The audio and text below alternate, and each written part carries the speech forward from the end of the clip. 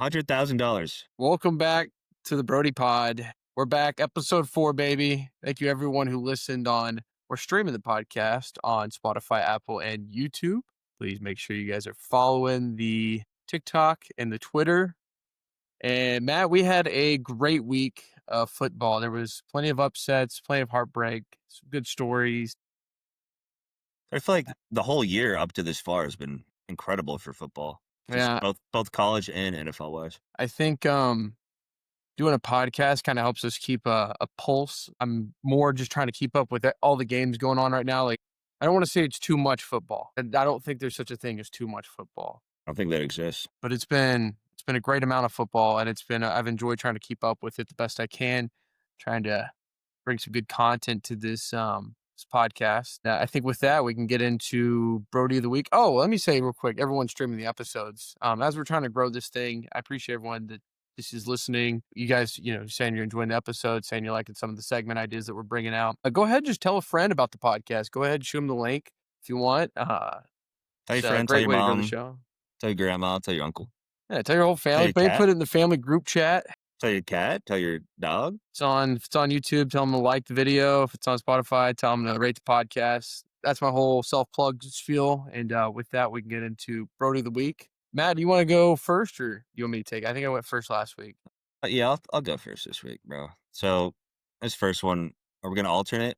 I do one, you do one. I do one, you do one. No, you go ahead. Because we each have two. You can go ahead and knock them both out if you want. All right.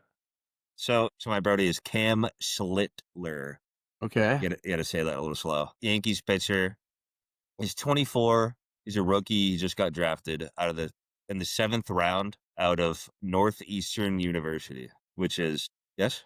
I did hear of this. I heard this just when I was keeping up with the Yankees a little bit. Did he make his first start, or what was the story with that? I mean, this was his first postseason start, but postseason start, right? Yeah, he started a few games in the regular season. Yeah, so he's actually from Massachusetts. And okay. I don't know him personally, but I assume he grew up, Boston Red Sox fan. Did he start against the Red Sox? Was that the series you're talking about?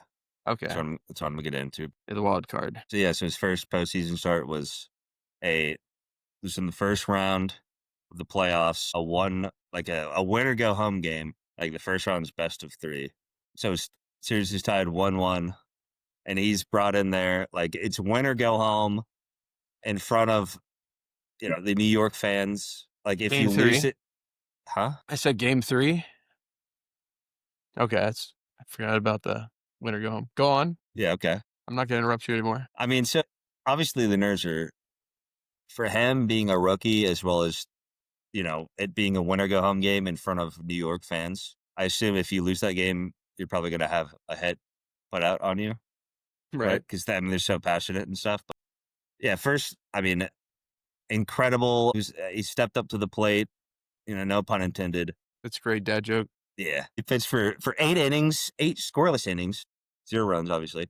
Gave up only 5 hits, had 12 strikeouts and 0 walks, and that is he's the first pitcher to do that in postseason history. Have 8 scoreless innings, 12 strikeouts, 0 walks. It's incredible, dude. Is a rookie, 24 years old. Like they drafted in the 7th round. I mean, I know there's a lot of, I'm not an MLB savant, but I know there's a lot of rounds in MLB. Yeah, it was like 7th round or something. Yes. So 7th round is just, you don't expect him to come into a situation like that and do what season on the line. Literally. Yeah. Okay. So shout out, was it Cam's Schlittler? Schlittler. Okay. Cam Schlittler. Shout out. Brodie of the Week. It was your second one. What a dog. Second one will be somebody close to my heart. Kool-Aid McKinstry. Somebody you might know. Yeah, Alabama guy. Former Alabama safety. Actually, did he play safety or did he play corner in college? It's probably a mix. Okay, because he's strictly a corner now, but he's saying starting corner. This week against Jackson Dart, 2 interceptions. The first of the game was the first interception of his career. This is his 2nd year. And so he finally gets his first interception, and he gets another one later on in the day. But the first one... So he got his first and second one in the same game? First and second one, same game, same day. The first one, I had to replay it because it just showed how good he is of a DB, how instinctual. Because he started on the right side of the field, if you're looking towards the offense. He started on the right side. I think they were playing zone. He makes his way across the entire field, eyes on dart the whole way. He sees that he's throwing this late crosser, this late deep cross. I forget what receiver it was, Darius Slayton, maybe. Yeah, there's only a He handful of them left. Exactly. He cuts that route. He makes a play on it. He gets the reception. They get the ball. I mean, maybe it's the 10-yard line, but he doesn't allow them to get points on that drive. So those are my two Brodies I like of the Kool-Aid. week. I like his name. It's I don't know how you get on the name Kool-Aid, but I think it fits him pretty well. I do know, actually. I know Do the you know how lore. you know how he got his name? I know the lore, dude. What's the lore? So when he was born, his mom handed him to his grandma, and his grandma said he looked, because he was smiling, I guess, like had a big grin on his I face. see where this is going. And his mom said he looked like the Kool-Aid man. His grandma said that? Yeah, his grandma said that. So his grandma gave him that name, and it's just stuck with him ever since. So those are your two Brodies of the week? Yes, sir. Nice. My two Brodies of the week. My first one, there is kind of I'm noticing as I do these, there's kind of a connection between them. So my first Brodie of the week, anyone that knows and maybe plays fantasy football, you got the alert. Chuba Hubbard was out. I had Chuba Hubbard on 3 of my teams or 2 of my teams. And I went and picked up Rico Dowdle. Rico Dowdle absolutely had himself a game. He had 23 carries, 206 yards, a touchdown, and 3 catches for 28 yards. Rico Dowdle had that dog in him. He's my Brodie of the week. Saved my fantasy season probably, and I'm excited. Maybe moving forward, if Chuba's out again, I might just keep him around. He's got that dog in him. Did you start Rico at all, Matt, in any of your leagues? I did not, unfortunately. Unfortunately, I had the honor to go against him in one of my leagues. That's so fun. Sucks. My second Brodie of the week, more of a feel-good story. David Montgomery had a good game, had 18 carries for 65 yards, 1 rushing touchdown, and a passing touchdown this game. The reason why this is my Brodie of the week, this was not only David Montgomery's homecoming to Cincinnati, Ohio. It's where he grew up, it's where he plays, getting to play against the Bengals now, and makes a great showing in front of them. This was also the first time David Montgomery got to play in front of his sister, who unfortunately was in a car accident in February of 2024. And he absolutely showed out, not only for his hometown, for his first time his sister got to watch him play since the accident. Shout out David Montgomery, my Brodie of the week. Dude, I love that, man. Yep. Did you see that clip of him going up to her, hugging it out? No, I didn't get to see it after the game. They turned it off. Was this on Twitter? Yeah, I saw a clip on Twitter, but I might have been pregame. I don't know, but it was enough to bring a grown man to tears. Yeah, shout I out love David stuff Montgomery. like that. So that was Brodie's of the week. Next, we're going to get into another new segment, and we'll see how often this segment comes around. It's a hypothetical question. It's just a question I saw on Twitter, and I've been going around asking some people. It's kind of like, along lines of like, if you started in the NFL, how many yards do you think you could get as a running back? Oh, God. But this is my question to you, Matt. And anyone listening, feel free to join along, drop it in the comments what you would do in this situation. Matt, would you take $10 million, but Derrick Henry gets to blindside hit you every year of your life? Every year of my life? Every year. Let me just go ahead and lay out the parameters. This is a Derrick Henry. He doesn't age. He's going to be in pads. You won't know what's coming. If you get security... It's just random at any time? It's random. I have no protection? Yeah, I mean, people I've asked have said they're going to get security, but... Besides my natural padding? Yeah, you're just walking along the sidewalk. The only time you know it's not coming is when, he's playing on TV. So that's the only time you get any type of rest. Other than that, you don't know when it's going to happen every year. I get a 3-hour break every week unless he's on a bye week. For 17 weeks. But, I mean, he could come on a flight and catch you randomly. Are you taking that $10 million? Or what? Or just you don't get $10 million? Or nothing? Or either that has to happen to me or nothing. Yeah, or nothing. Surprisingly, a lot of people have taken the money on this. I need more. I need a little more. Where am I? Does he have how much of a head start? It's random, dude. It could be in the middle of the night. How much of a head sleeping? I'm sleeping. He jumps in the bed with me. What do you mean? He could just light you up, just randomly hit you. So sometimes he'll have a head start, and sometimes it's just random. Yeah, he's just gonna blindside hit you, the way Derrick Henry does. It's a tough question. I would not take the money personally.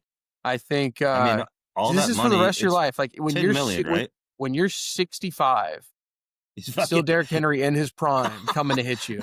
In his prime? In his prime. He does not age. He doesn't age. He doesn't get injured. $10 million.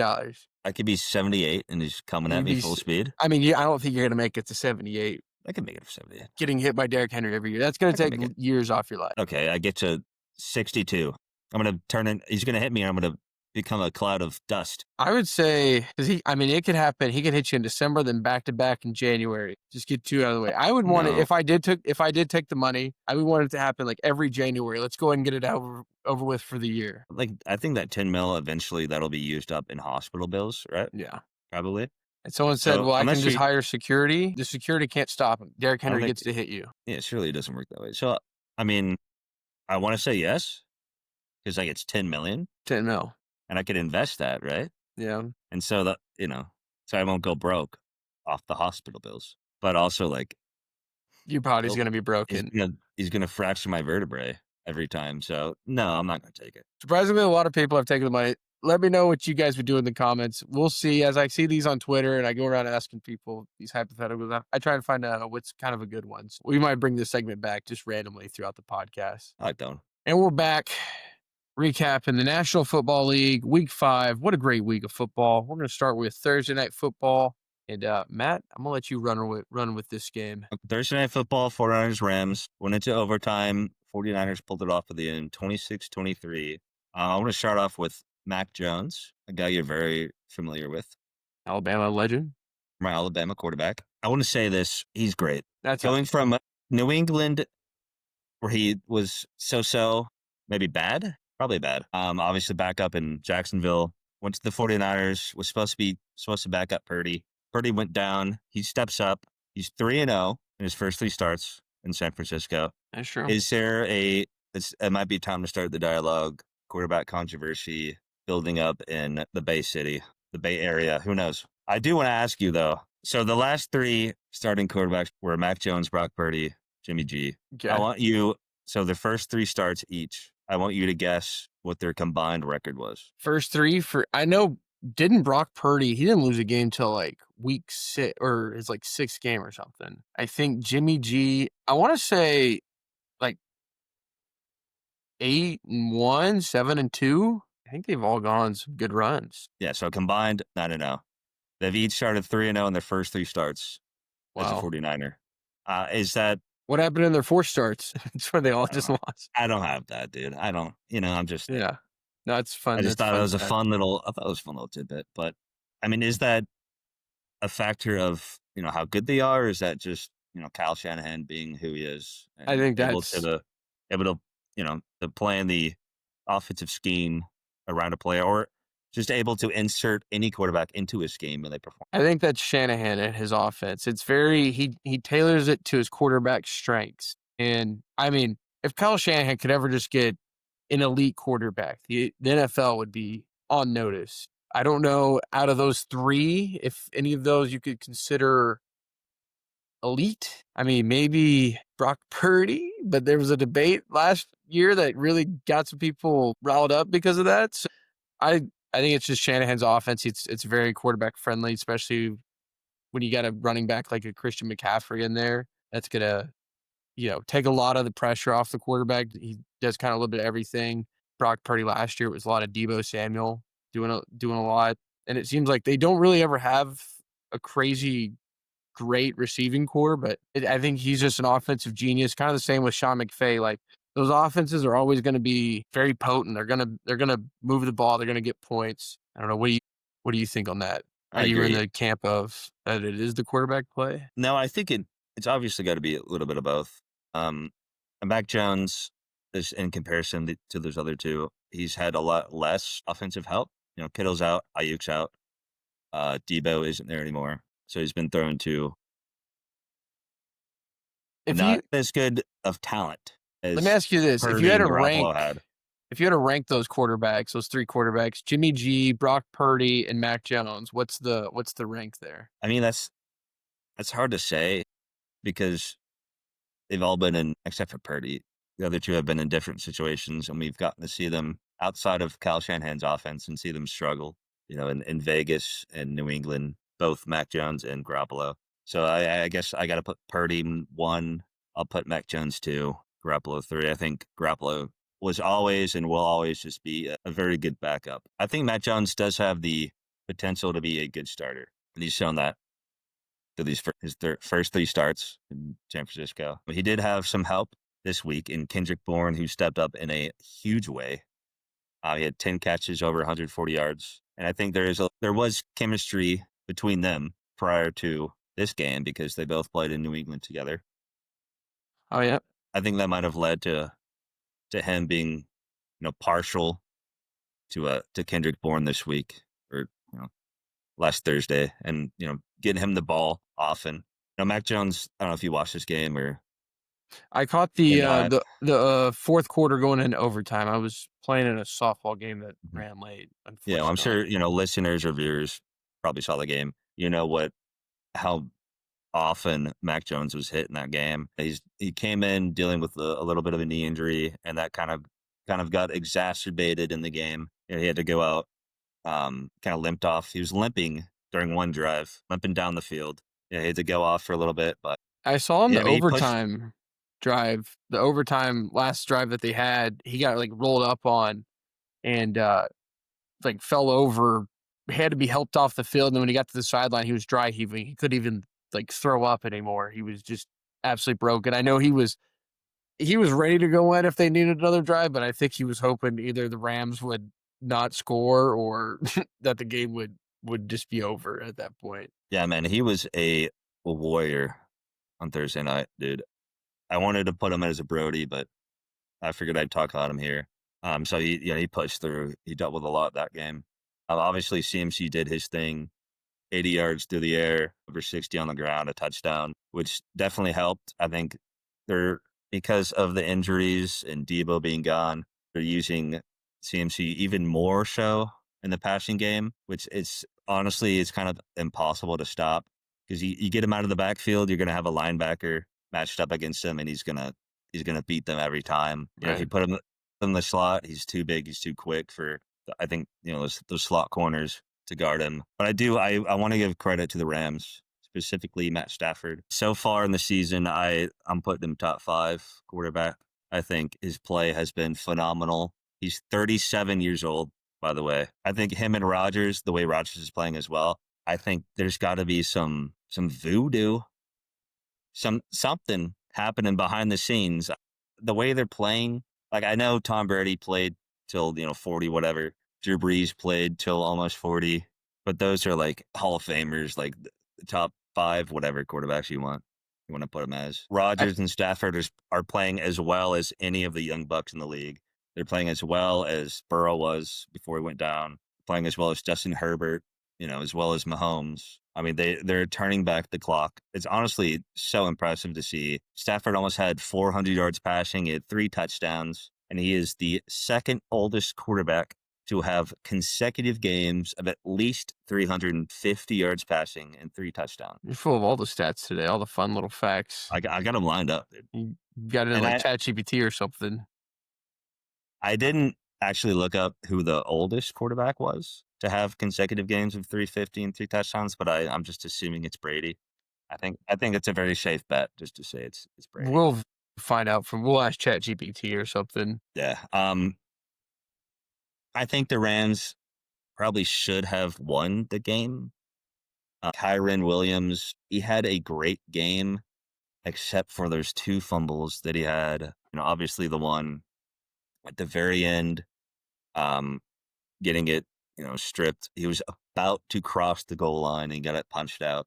I think, it's just unfortunate. You got to hold on the ball, but at the same time, the 49ers just played incredible. So I gotta tip the cap to both teams. It's just an NFC West rivalry. Both head coaches are phenomenal. Both teams are playing phenomenally. You can't really discredit either teams. They're both going to be very I good want to going down the say stretch. for the end of this game, the drive that happened, we saw Sean McVay go for it on 4th down in overtime.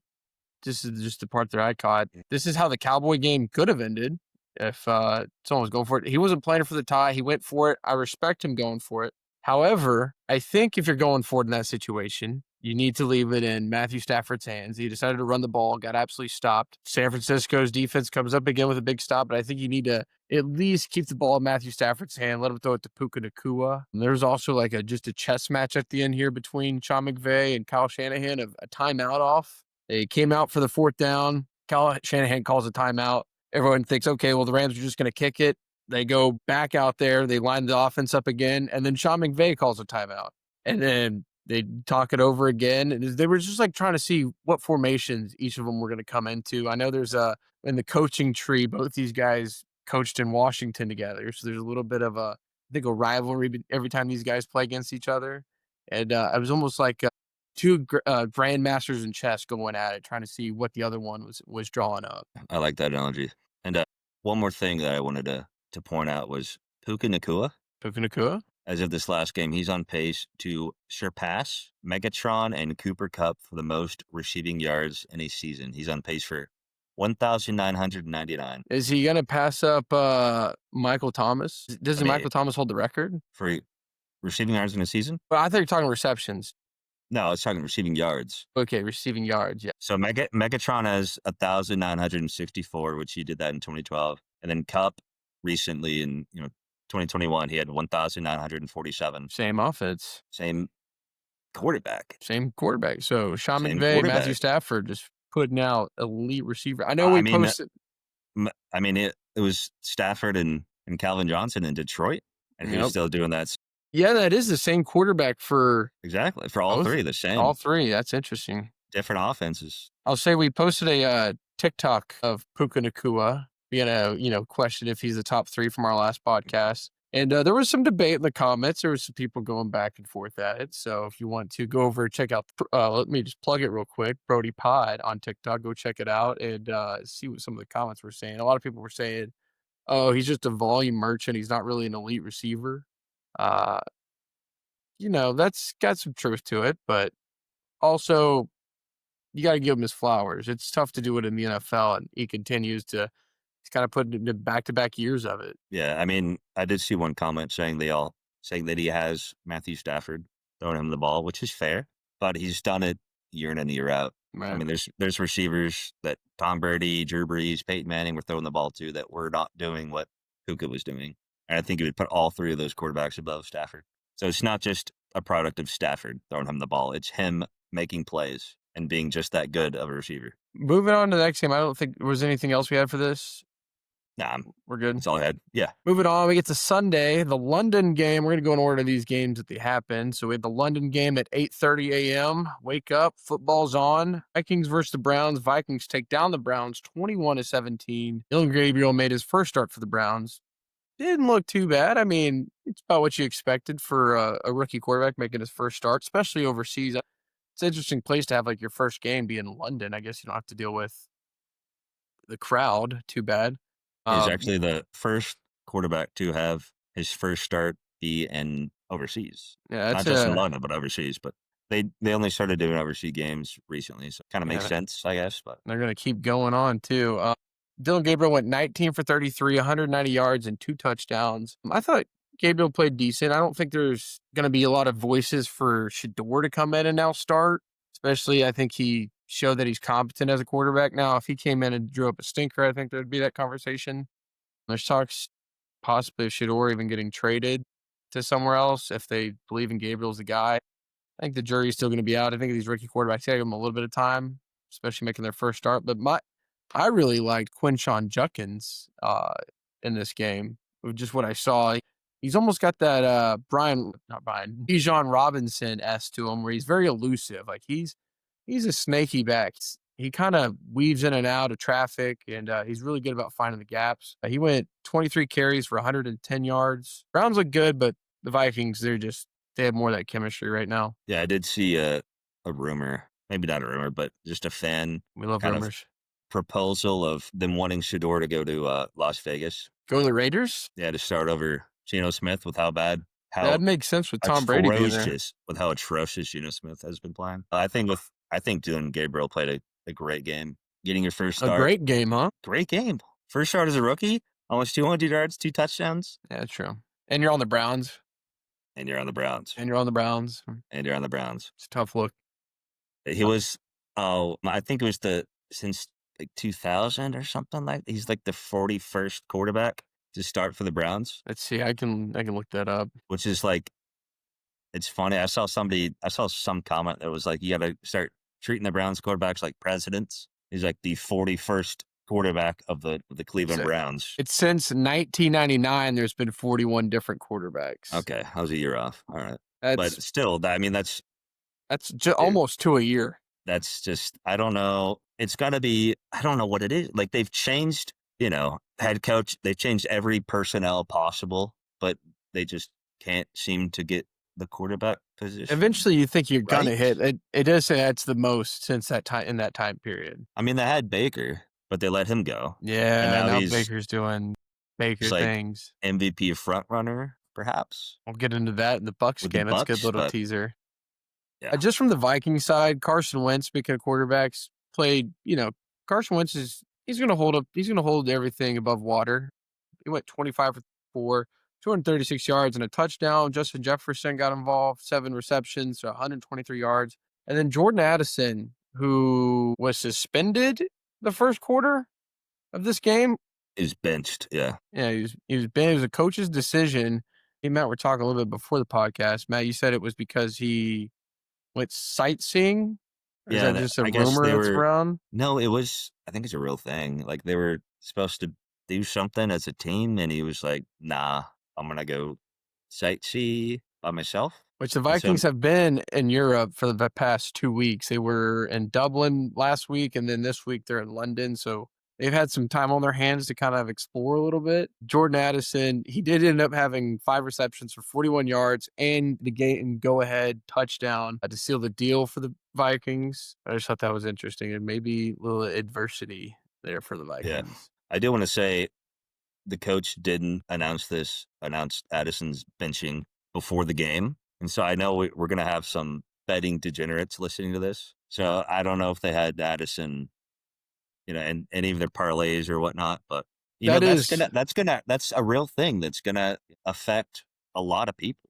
Like not yeah, disclosing that information beforehand. yeah, you gotta disclose that, especially like a receiver like Jordan Addison's caliber, like that could really affect the game. It was just a quarter, but still, like that could make someone say, I don't want to take the Vikings. Now, if they took the Vikings and they thought Jordan Addison was going to play, it worked out for him, but maybe they thought he was going to have a bigger game than he did.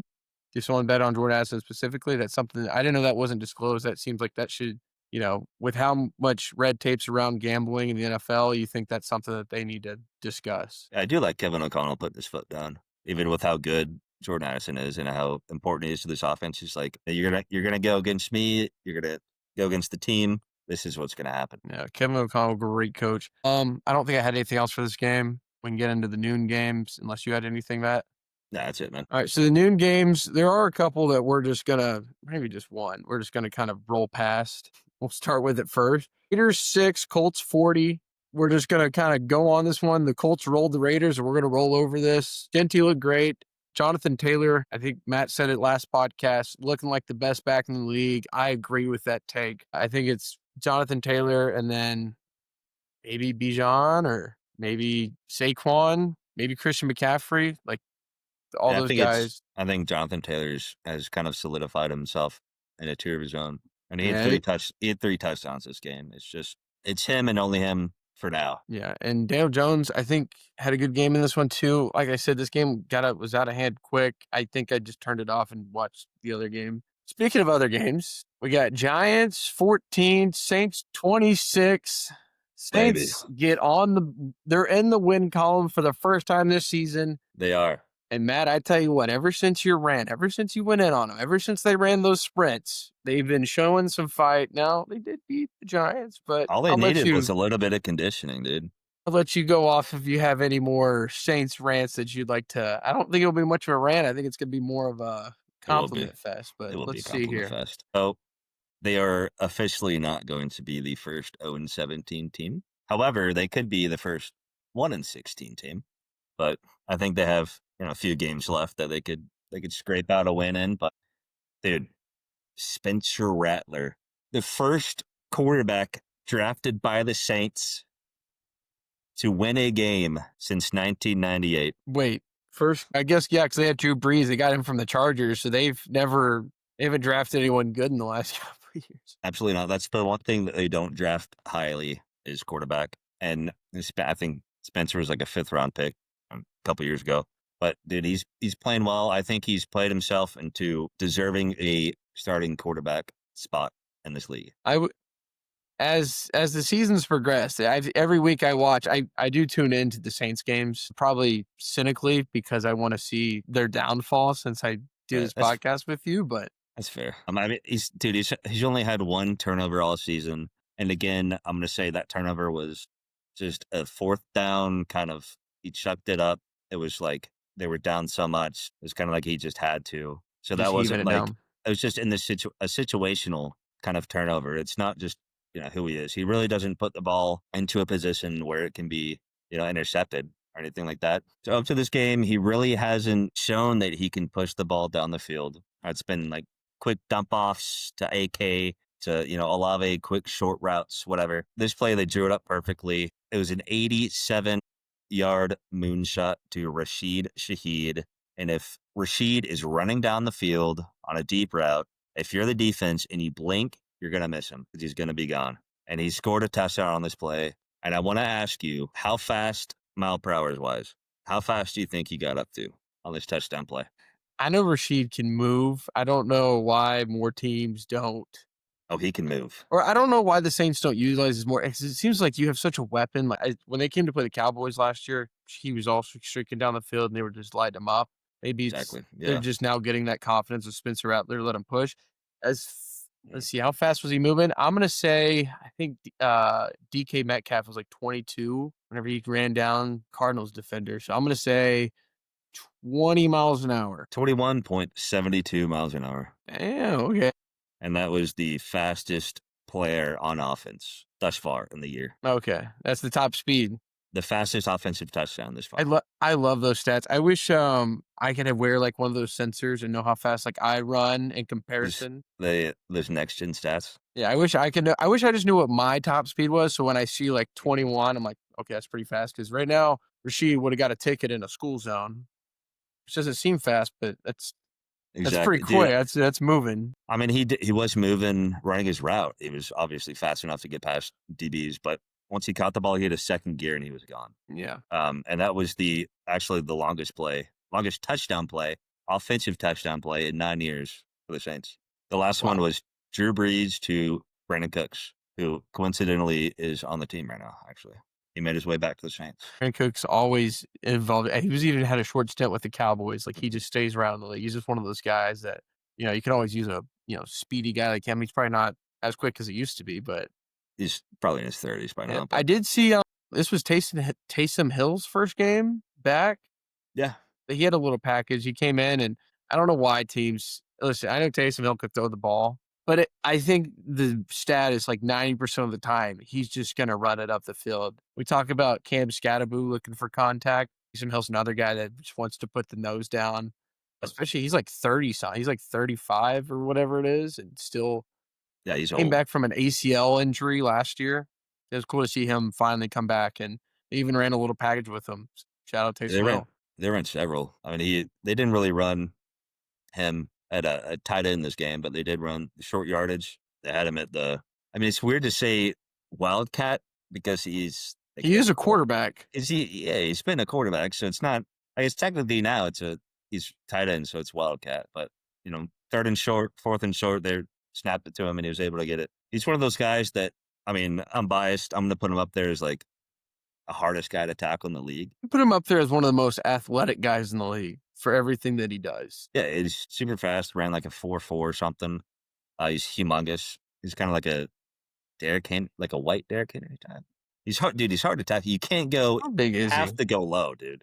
You got to go low on him. He actually did have a pass in this game, completed pass. I thought that was fun, which is rare because nobody would expect that. You just expect him now to run the ball. Yeah, Taysom Hill, an absolute unit, 6'2", 220 pounds. Yeah, he's humongous. He's an athletic freak right there. Yeah, I do want to give most of the credit to the Saints defense. They led the way. 5 turnovers, 3 fumbles. One of them was a fumble 6. They returned for probably close to 80 yards. Shout out Jordan Howden. Thank you for that. They had 2 interceptions, both from Kool-Aid, a sack, 2 FLs, 7 pass breakups. I mean, they kind of had Jackson Dart in hell. I know he's a rookie. They did get pressure on him, but because of his mobility, they really weren't able to, take him down behind the line of scrimmage. He was able to scramble for a lot of yards. So I do want to give credit to him because I think he's going to be a good quarterback for the Giants going forward. Yeah, just looking at the stats here, Jackson Hart he had a pretty good game. He went 26 for 40, 202 yards, had 2 touchdowns, but then he also had 2 interceptions and a fumble. So that's just not, 3 turnovers from your quarterback isn't going to do it. Cam Skadoo also had a fumble in this game. So He's the one that he caused the fumble 6. as high as the Giants were riding coming into this game, I think I picked them in this game. I thought, oh, well, it's the 0-4 Saints. Looks like there's still little things that got to work out, which, it's fine. You got a rookie quarterback, got a rookie running back. They probably were just celebrating the win last week too much. But I think if you would ask anyone, would they beat the Chargers and then would they beat the Saints? Those answers would have been flip-flop of, they'd lose to the Chargers, but then they'd beat the Saints. And that's just 100%. That's the parody of the National Football League. You never know. Anyone can get your number any day of the week. Yeah, one last thing I want to bring up. Blake Grupe. Yep. Saints kicker. He missed 2 field goals. He did make 4, but he missed 2. He was 4 of 6. He is 66% on the season of kicking field goals. That's not count. Which ranks 33rd among qualifying kickers, which there's only 32 teams. I was going to say it, as I'm sure everybody knows, there's only 32 teams. So that means there's like a backup kicker, a kicker that wasn't even on a roster starting this year. I wonder if that's because it's kicking better. That's probably the Falcons kicker with losing Youngway. Yeah, it's probably him. And then they bring in Romo.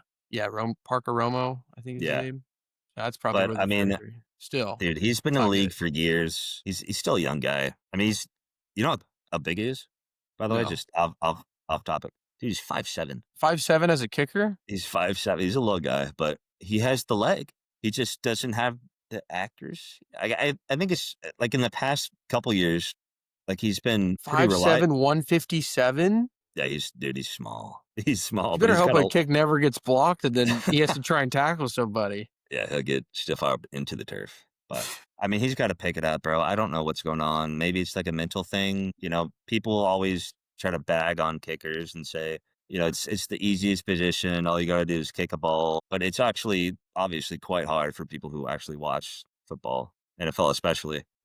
I mean, but to be fair, they're relied on a lot, as much as anybody else in the offense. Right. He's got to clean it up. He's the only that's the only knock I'm going to have on the Saints for this week. Kickers, they can win you games, especially in this. Like, I think you see it every week. There's a kick that comes down to it. If your kicker's not good, it's not going to help you, especially if he's 66%.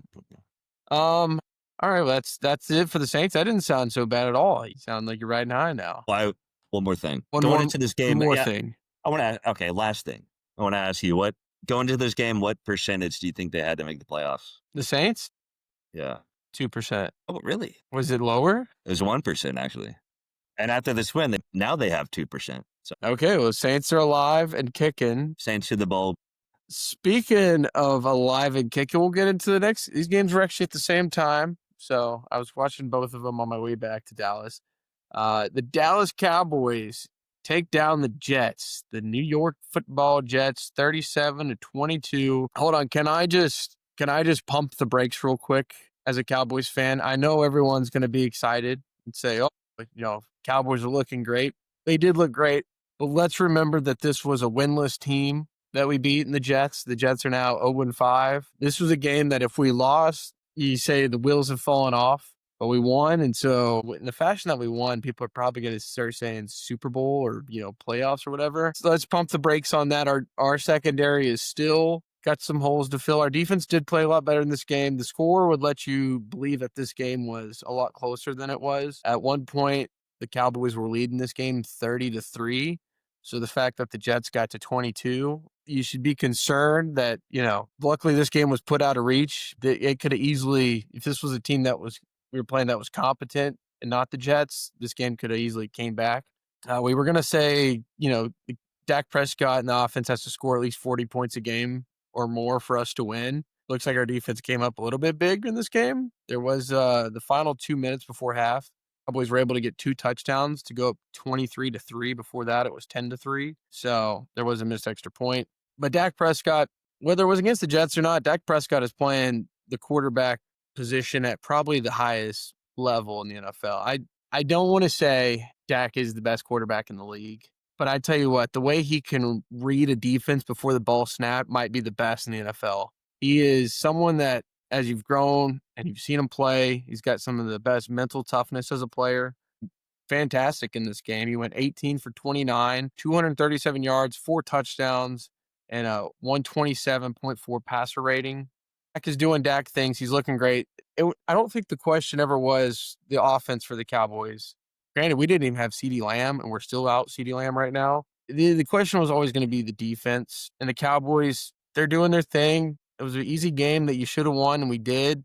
I just want to make sure we pump the brakes on the hype train that this isn't a team that's probably, we may not even make the playoffs with how stacked the division is in the NFC East. But it's a good win. I'm happy that the Cowboys won.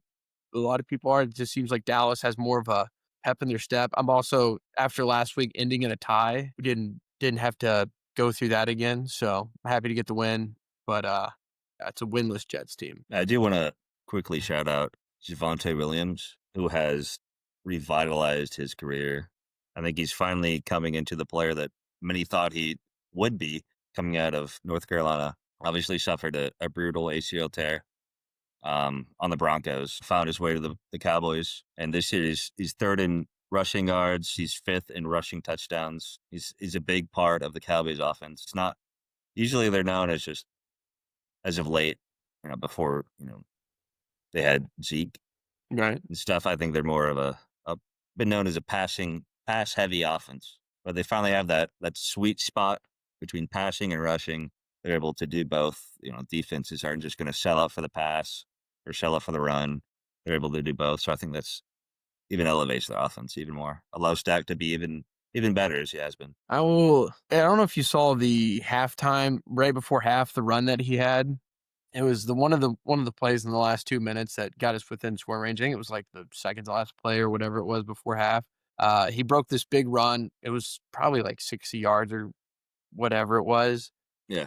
And it just made me miss like prime Zeke because he got absolutely sucked up by a corner and tackled.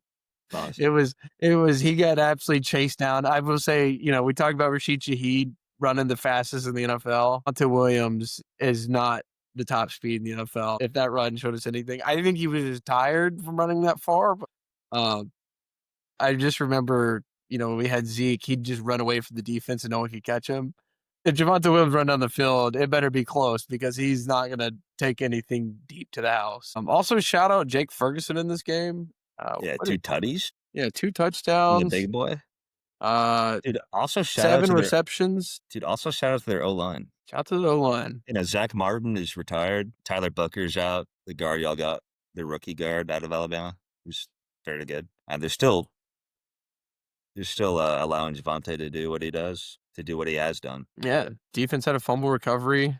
Our defense played, like I said, they played good in this game. Once again, it was against the Jets. But I will say Brian Schottenheimer, I like him as a coach. I'm seeing these the post game, I guess coaches, whatever the talks at the end of the game or whatever, and just the way he gets the guys fired up. He's brought a new energy. It's not something you saw with Mike McCarthy or Jason Garrett. So he kind of is relating more to the players. I think that's starting to rub off a little bit. He brings a good energy to the team, especially getting them on after a tie last week. And then, week 1, he loses the Eagles. He's gotten it right back on par. The Cowboys now moved to 2-1 on the season. Next game, which as a Cowboys fan, this next game made me happy.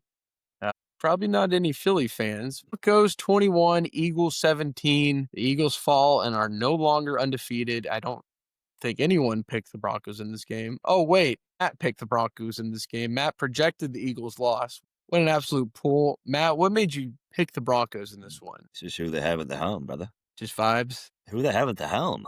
Who's at the helm? Sean Payton. Okay. Saints legend. Saints legend, dude. I thought you were talking about Bo Nix.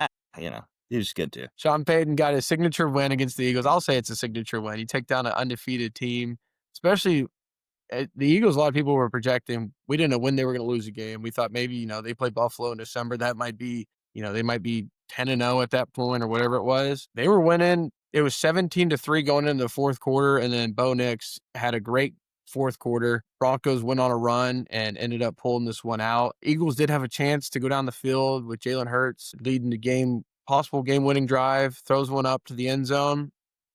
A.J. Brown and Devontae Smith both catch it and then both drop it. It was almost like they were battling for who's wide receiver one. I don't know why they were in the exact same spot, but it was like Devontae Smith in front of A.J. Brown catches the ball. A.J. Brown's hands wraps around Devontae Smith's hands, and then the ball just falls out. So they had a shot to win, weren't able to pull it out. I thought for sure there was going to be some way they get close enough, but just weren't able to pull it out. Yeah, I mean, I don't want to speak for somebody else, but I think A.J. Brown might be a little upset in Philly to start the season. He's their number one guy. He was phenomenal last year. He's not getting that many looks this year. I mean, I know they're, especially last year, run-heavy team with Jalen Hurts, obviously Saquon Barkley. There's been some reports that he's discontent with his target share. I think he wants to be more involved in the offense, which is fair because he's easily a top 10 receiver in the league. So, I mean, if I were them, obviously you don't want to force feed a guy in the NFL, but it might be time to get him some looks, drop some plays specifically for him, allow him to do his thing. Especially after the cryptic tweet last week. You talk about the target share. Devontae Smith was the leading receiver in targets with 10, had 8 catches, 114 yards, and A.J. Brown had 8 targets, 5 receptions for 43 yards. I think I might have said this in episode 1, but just after, I think it was like week 2 or whatever it was, I was saying, Devontae Smith possibly he might be wide receiver 1 in Philly. I think there is maybe some truth to what you're saying, if there might be a little trouble in paradise and Philly has to maybe lock in. I do love Jalen Hurts' just post-game press conferences, whether he wins or loses. It's the same attitude.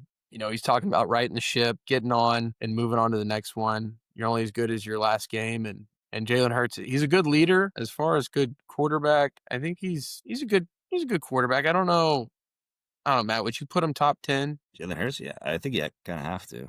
I think maybe the Super Bowl, Yeah, hangover. I think you kind of have to.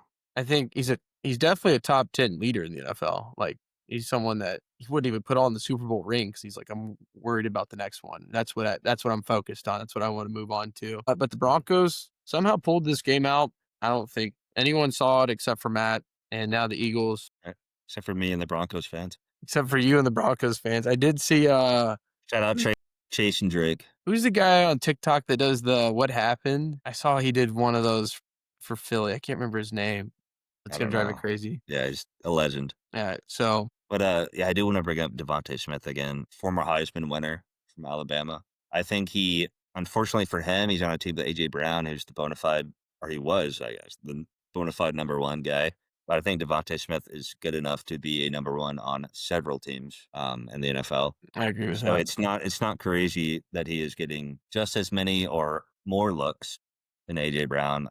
It just might be upsetting A.J. Brown. Maybe A.J. Brown just has to settle in, maybe accept his role. As wide receiver 2? Not wide receiver 2, but like it's gonna alternate. It's almost like a wide receiver 1A, 1B type situation. Yeah, it's gonna fluctuate every week. I mean, they're both studs. So it's tough. I'd say it's the best wide receiver duo in the league. I don't think there's anyone better than them, especially like we're having a debate on whether Devontae Smith is even a wide receiver 1. I don't think that's really happening. Maybe you could say Cowboys with Pickens. I was going to bring that up, yeah. CD going down, Pickens doing is what he's Pickens is on a 1-year prove-it contract right now.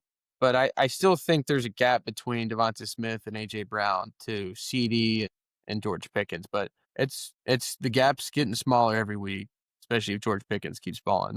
We love him, dude. I don't blame you. Moving on to the next game. Dolphins 24, Panthers 27. And Speaking of Cowboys. Speaking of Cowboys, Rico Dowdle had himself a game. He had 26 touches, 234 yards total, and a touchdown. He was my Brodie of the week. We kind of talked about it a little bit already, but absolutely stepping up with Chuba Hubbard going down. Panthers were trailing in this game. Were able to come back and win. It just seemed like it was a week of comebacks in the NFL. And what'd you see on the Dolphins side, Matt? I did see, speaking of another great wide receiver duo, Tyreek Hill obviously went down with that horrific injury last week. Jalen Waddle was able to step up. I think he's another guy that could be considered like a wide receiver run on some teams, maybe, but he's a very good wide receiver too.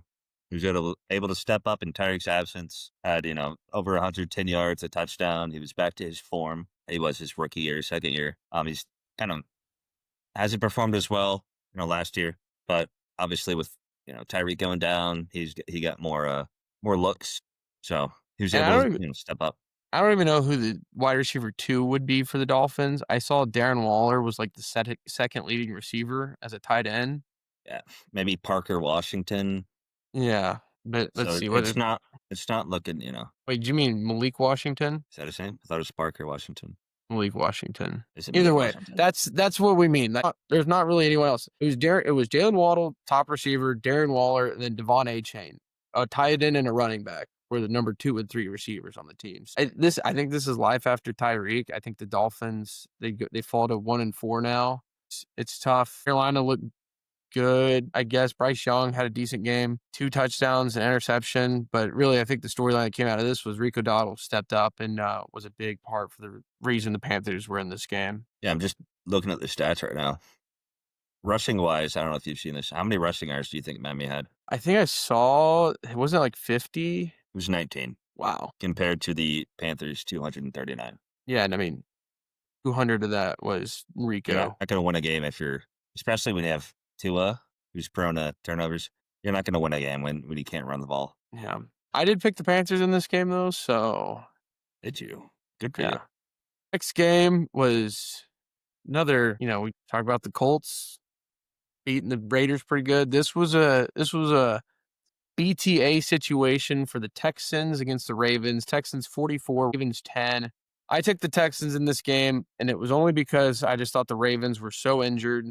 They are just injury plagued on defense. Lamar Jackson was out in this game. Cooper Rush was starting, which, Cooper Rush, good quarterback, but he's not going to replace Lamar Jackson.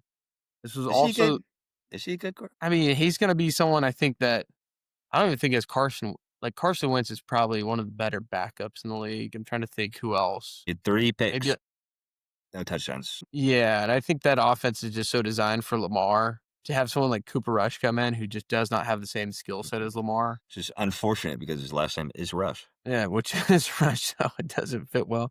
The Ravens, I'd say their defense also. I mean, Cooper didn't help with the 3 interceptions, but this was the most points that the Ravens have allowed at home since being under John Harbaugh, who was hired in 2008. So they're going to need to get this back on pace. The Ravens fall to, what do they fall? 1-4 now? Yeah, 1-4. Yeah, they're which top feels 5. like 0-5 with how their defense. I was going to say they're top 5 in the draft order right now, which is it's not a top 5 you want to be in. This just isn't the same Ravens team that we saw week 1 against the Bills. I think you just got to keep saying that. Like, once everyone is healthy again, they're going to be real contention. But falling to 1-4 in that division, it's not really as strong as it was in the past. But still, like, you're going to need to go on a win streak, get back on. They're looking like my fantasy team right now, an absolute hell. Yeah, I mean, I wouldn't say they're necessarily out of it in the division. No, it's super early in the season. But, I mean, you got the Steelers playing well with Aaron Rodgers. The Bengals are probably out of it with Jake Browning, and I don't think Joe Burrow, he's going to come back this year. And the Browns, I mean, starting Dylan Gabriel, even though the Browns defense is very good, I don't think they're going to compete for the divisions. I mean, the Ravens were out. Ronnie Stanley, starting tackle. Roquan Smith, the top 35 middle linebacker in the league. Marlon Humphrey, W. Awuzie, who I'm sure you know quite well. Yep. Cowboys legend. But, 2 very good corners, and then Kyle Hamilton, probably the best safety in the league. So you can't expect their defense to be good now until those guys get back. Yeah, I was just looking ahead at the Ravens' schedule. They play the Rams next week, then they have a bye week 7. So maybe week 7 is when they get some guys back that, let them rest and recover a little bit. Maybe they can get healthy and get back on pace. But I think as long as they're going through these injuries, and that's kind of the nature of the game in the NFL, like, you hope your team does well, but injuries can strike anyone, and it can really put a hold on what your expectations are for the season. And I think that's something the Ravens are going through. I will say from the Texans standpoint, though, this is a great bounce back. When did they shut out like a couple weeks ago, and then they've just gone a pretty good run. Let me double check that. Yeah, they were shut out. Or no, they shut out the Titans last week. That's what it was. I mean, Texans have put back-to-back wins together that have looked pretty good, especially, against the Titans last week. Then they beat a team of the Ravens who probably isn't the real Ravens, but they still handled their business against them. Yeah, it's a good bounce back for CJ Stroud specifically. Yeah, he's For looking good. passing touchdowns, he was approaching 300 passing yards. So it's good to see him do well. Very good his rookie year, not so much last year. So we'll see if he can get it on track the rest of the way this year. Now we're back with the afternoon slate of games, and these were some pretty good games. I like these games. I think they're all heaters. These were all you didn't know what to expect, even though you thought you knew what was coming. Speaking of the first one, Titans 22, Cardinals 21, another team that got their first win this week. Cardinals, an absolute generational meltdown. This was a game that the Cardinals, it was 21-3 at one point in this game, and the Titans were able to come back. Cam Ward looked great, especially in the second half. I will say, even the final drive of the fourth quarter, to get them in range to kick a field goal. Their kicker was against the team. I think it's Joey Sly, Joey Sly, yeah. Joey Sly. He shanked one. Titans got the ball back, and then Cam Ward was absolutely dotting up the defense, showing why he was the number one pick in this year's draft. Titans get on the board finally. And Cardinals, this is 2 losses now, back to back, that have come off a kick as time expires. Actually, I guess the last week was an overtime loss, but Cardinals have to be worried now. These losses are starting to add up. I will say they're also down James Conner, and then James Conner's backup Trey Benson's. DeMercado was starting in this game. Sorry, Michael Carter was starting in this game. Mercado was, I guess, the backup to him, who had a fumble. It was a go-ahead touchdown. Would have made this game like 28 to, I think it was, I'm trying to see what it was. Would have been 28-10 or something, 28-13, whatever it was. Fumbled out of the back of the end zone. We just saw this last week with Adai and the Colts. But you just can't absolutely, you gotta run through the end zone with that. Matt, I know you said that's one of your biggest pet peeves. So if you'd like to give him a little bit of encouragement, feel free to now. I will. I know it's not his first touchdown in the league. I get that. Okay. Was like an 80-yard. This is like an 80-yard run for him. I mean, obviously, I am not in the NFL. I've never scored an NFL touchdown. But if I did, I'm damn sure making sure that I have possession of the ball, crossing the goal line, high and tight the entire way, dude. I don't know, like, what it is about these players, Adonai, DeMercado. They're not the first 2 to do this. Like, Deshaun Jackson has done it. Hold on to the ball. It would have made it. Make sure you look down, you're in the end zone, and then throw the ball, I don't know, outside of the stadium. At that point, it doesn't matter. Make sure you have it. You might get a delayed game if you throw it outside the stadium. Cross the goal line, brother. Like, I don't know what compels them to do this. It's like a celebration, kind of like taunting. Oh, look at me. I scored this 80-yard run, whatever it is. Dude, I don't think he realized. Nobody cares. Not a touchdown until you cross the goal line. So why are you celebrating? I couldn't tell if it was part of him just like letting the ball out, and then there was also a defender running him down and who made like a punch at it. And I couldn't tell exactly if it was the punch or if he just dropped it. But either way, as a running back, he flipped it out of his left hand. Notre Dame had a good example. Crossing. They had a long run last year in the college football playoff, and as their running back goes across the end zone, he puts the other hand over just to make sure. So something you gotta, it seems we've seen it back-to-back weeks. These coaches need to get on their guys and tell them, hey, finish the play. Nick Saban always had a great way of putting it. Take the ball and hand it to the official. That way you have it and you're going to possess it across. This would have also made the game 28-6, and we're probably then talking about Cardinals win this game. But instead, we're talking about a generational meltdown. I saw the head coach got into him about it. So I was going to say that he was ripping into him on the sideline. Yeah, which is fair. Was it Jonathan Gannon? Yeah, John Gannon. I mean, I won't go as far to say you got to hold on to it and then hand it to the ref. But you got to hold on to it till you cross the goal line, so it's an actual touchdown. Yeah, so you could celebrate with it. This absolute meltdown for the Cardinals. I think that's the word I just keep coming back to is like, This was a game you should have won. Yeah, you were easily in the driver's seat to win. This game could have been 28-6, and instead you lose 22-21. So that ends up being a big play. And they also had another one. Titans had like a fumble recovery. I think it was like they threw an interception, and I then was that gonna interception got you. You go ahead and break it down then, if Yeah, I you was gonna know. yeah, they were, in the red zone, Cam Ward throws an interception. That guy fumbles it, and then there's as they're scrambling for it, it gets kicked, like, 2 or 3 times into the end zone, and then some guy recovers it in the end zone of the Titans for a touchdown. So, it's the only interception touchdown I've seen for an offense. I feel like that needs to be like it Maybe it's doesn't need to be. happened before, but Should that be like a different set of points? Like that should be like 3 points or something. Like yeah, like PATs. Like if they run it back or they intercept it, run it out, and then the ball gets fumbled and they return it, then it's a 1 point or something. If you go on 2, it's it's a 2. weird. There's some weird scoring things in the NFL. I thought maybe this would be one that was a weird scoring issue. Yeah, I don't know how they ruled it. Like, was it just like a 0-yard touchdown for the guy that recovered it? It's I counted as a guess. fumble return touchdown, so it's almost like a scoop and score. Yeah, I mean, I've actually seen this one time with the Saints. Breeze threw an interception, and then Marcus Colson ran up to the defender, whipped it out of his hand, and then returned it for a touchdown. It might have been Marcus Colson, maybe it was somebody else, but they ripped it out of the defender's hands and then returned it. But it was never like on the ground, and then kicked around into the end zone, and then they fell on it. Yeah, this That, was that was fun. That was fun to see. 2 crazy fumbles, and that's what does it for the Cardinals. We'll see when we get into our preview for who they got next week, but, I don't know, things just aren't looking good in Arizona right now, especially in that division. That's tough. No, that division's very tough. Got the Rams, 49ers, Seahawks, and the Cardinals. This could be a game they look back and say, "We missed the playoffs by 1 game, and this could be the game." But, credit to Cam Ward, gets his first win. It just came with some luck attached to it. If the Cardinals miss the game by miss the playoffs by 1 game, I'll give you $100. All right. You heard it here. It's on the podcast.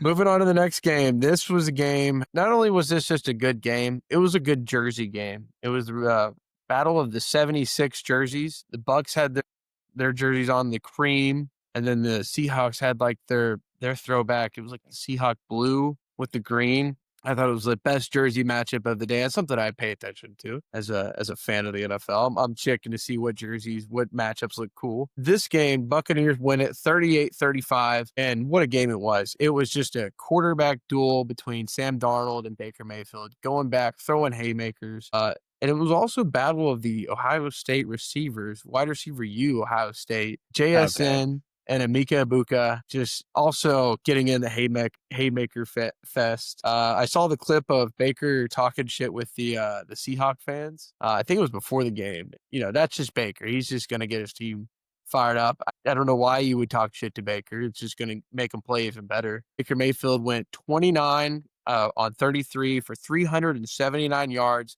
and 2 touchdowns at a passer rating of 134. That's pretty good. Sam Darnold, on the other hand, had even probably a better game. He went 28 for 34, 341 yards, 4 touchdowns, and a passer rating of 135. Just absolute masterpiece. If you like offense, this was the game of the day for you. And just on the Yeah. receiving side, Emeka Ibuka, 7 receptions, 163 yards, and a touchdown.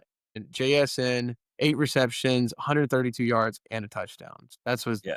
I thought it was the best offensive game of the day. It was a great game. Unfortunately, the Buccaneers won. As a Saints fan, you don't like to see that. But as a sports fan, a football fan, you do like to see that type of game.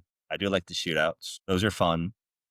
Dude, Emeka Ibuka, he has to be. Yeah, I don't even know if there's anybody else in the stratosphere near him for offensive rookie of the year. maybe I was gonna say Scatterboo, but Not even close. I'm trolling if I say that. Not even close, dude. He has benefited, as I say that.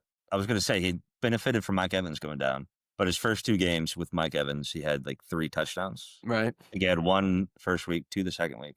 So he's just a phenomenal receiver. And before the season even started, Baker came out and said that this guy is the real deal. And so I'm sure fantasy players, fantasy league owners have heard that, and I'm sure he was drafted high in pretty much every league. I did But see a yeah, redraft. If you redraft like the top 10 picks of the fantasy, like, he would go 8. Probably would go even higher, but as a rookie, that's insane. It is, and I mean, I know Mike Evans is ending trending toward the end of his career. He's getting up there in age. I consider him a Hall of Famer, but and he can't play forever, and so just them getting Ibuka in there in the mix, phenomenal receiver. I didn't in college. He was obviously very good. I didn't know he was going to be this spectacular in the NFL. No, I I don't think know Ohio anyone had. State. I mean, Ohio State turns them out receivers. They turn them out every year. Phenomenal. Chris Olave, JSN, Marvin Harrison Jr. hasn't lived up to his name, but I'm sure he will eventually. Ibuka, but Garrett Wilson and the Jets, phenomenal. But you said wide receiver you for Ohio State. I just want to come on. I hit a nerve LSU, there. come on. LSU is and will be wide receiver you until they're not. Yeah, I I saw this duel of quarterbacks, and I looked into. I was like, these receivers are really the ones going at it. It was just the Yeah, haymakers. it's phenomenal. This game just seemed like whoever was going to have the ball last, and that ended up being the Buccaneers. McLaughlin comes in, hits a kick, and they w- they walk it off. But Buccaneers now moving 4-1 on the season. Seahawks are 3-2. I think if you're a fan of either of these teams, if you're a Seahawks, sucks to lose, but Sam Darnold's looking good for you. Seahawks as a whole are looking great, and then the Buccaneers are just looking like a wagon. Their only loss being to the at the time undefeated Eagles, who were just rolling in Tampa Bay, and that game was even close. Buccaneers, if you're a Buccaneers fan, you're really thinking, oh, you're going to win the NFC South. I don't think that's much of a competition, but you're looking towards possible. I think you could even get on maybe say Super Bowl bound with the Buccaneers. I think they're a team. You should be at least in the NFC Championship with how these games have gone for you so far. I think Baker this year, I think all of his wins were fourth quarter like comeback wins. Yeah. I think he's been down in every fourth quarter and he's won. He's pulled it out. It's just crazy. We talked about the Browns revolving door quarterback. They had Baker in the doors. They drafted him and then just kind of let him go. So he's kind of revitalized his career. He moved around a little bit. He was a journeyman for a little bit. He went to the Rams and then went to Carolina. Maybe those are reversed. But then he found his home in Tampa. So shout out Baker Mayfield, absolutely balling this season. Possible, Ibuka being a front runner for offensive rookie of the year, Baker Mayfield in the conversation for MVP of the year. I mean, can I go a step further and say Oh. Ibuka offensive player of the year? Offensive might- play. I normally He think might be they'll in that keep him. combo. They'll keep him in the rookie. I don't know if a rookie is one offensive player of the year. I don't know how well he's playing. How well if he keeps this up for the rest of the season. What did I mean, he's Jaden gotta- Daniels get last year? Was he? I mean, obviously he has to compete with Puka and Jonathan Taylor, but I think he's up there, maybe in the conversation. Yeah, I don't know what. Trying to see what Jaden Daniels got. I think he was offensive rookie of the year. But either way, yeah, Baker Mayfield MVP. You heard it here first on Brodie Pod. Next game, Lions 37, Bengals 24. The score would lead you to believe that this game was closer once again than it actually was. Let me see. Yeah, the Bengals scored 21 in the fourth quarter. And before that, it was 28-3. So it was kind of a stomping. And then the Lions, Dan Campbell's got those boys fired up. We talked about what David Montgomery did at the start in Brodie Pod, or it's in Brodie of the Week. But Jared Goff had a good game too. 19-23 for 3 touchdowns, pass rating of 153. And Jake Browning, Cincinnati has to get a new quarterback in there. Went 26 for 40, 251 yards, 3 touchdowns that were in the fourth quarter, and then 3 interceptions. He just didn't have it today, and those 3 interceptions came early and got the Lions into it. He did play better once Jamar Chase came and put his hand around him and said, "Hey, man, we got you." But if I'm a Cincinnati fan, I'm really thinking, can we get some type of trade to get someone to help? I think also you see what Joe Burrow was holding together, and now the Bengals, they win their first 2 games, but have gone on an 0-3 skid since then. It's not looking good, especially, Joe Burrow being out till December. And I talked to someone that I work with who has the what's the toe injury Joe Burrow has? Turf toe. Turf toe. I talked to someone that played college and had a turf toe, and he said it was the worst injury he's ever had. He said he'd rather pop his Achilles or tear his ACL. He's like, because when you go to put pressure and go to run, it's gonna hurt. And I think December is generous after hearing that for Joe Burrow, so it might be Cincinnati might just be needing to find someone else. Yeah, I mean, that's pretty much what ended Michael Thomas's career. Oh, was it turf toe as well? I Yeah, I didn't think it realize might have how, been. the more it's come Might out on it, I've realized how bad that injury was. Yeah, I think it might have been mishandled maybe a little bit by the medical staff, as Michael Thomas has come out and say on Twitter.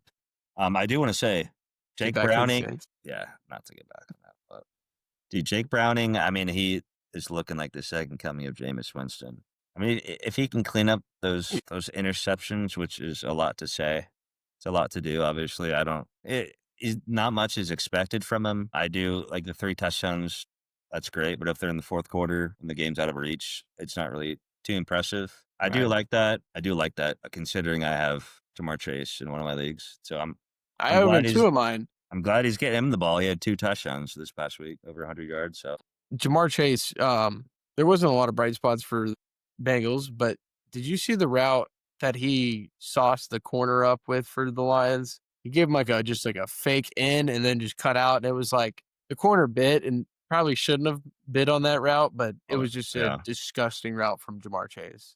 Talking about Lions corners, I just saw today Terry and Arnold and DJ Reed, both corners for Lions, are out for the foreseeable future, which is a huge blow for them. You know what? We could say huge blow for the Lions, but we know exactly who Dan Campbell is. He's going to get those boys motivated and ready to play every game. Doesn't matter who steps in. I think, as long as the core is there and David Montgomery, Eric Goff, Jameer Gibbs, and that whole offense, I don't think we've done really much good about talking about how well St. Brown's playing this year.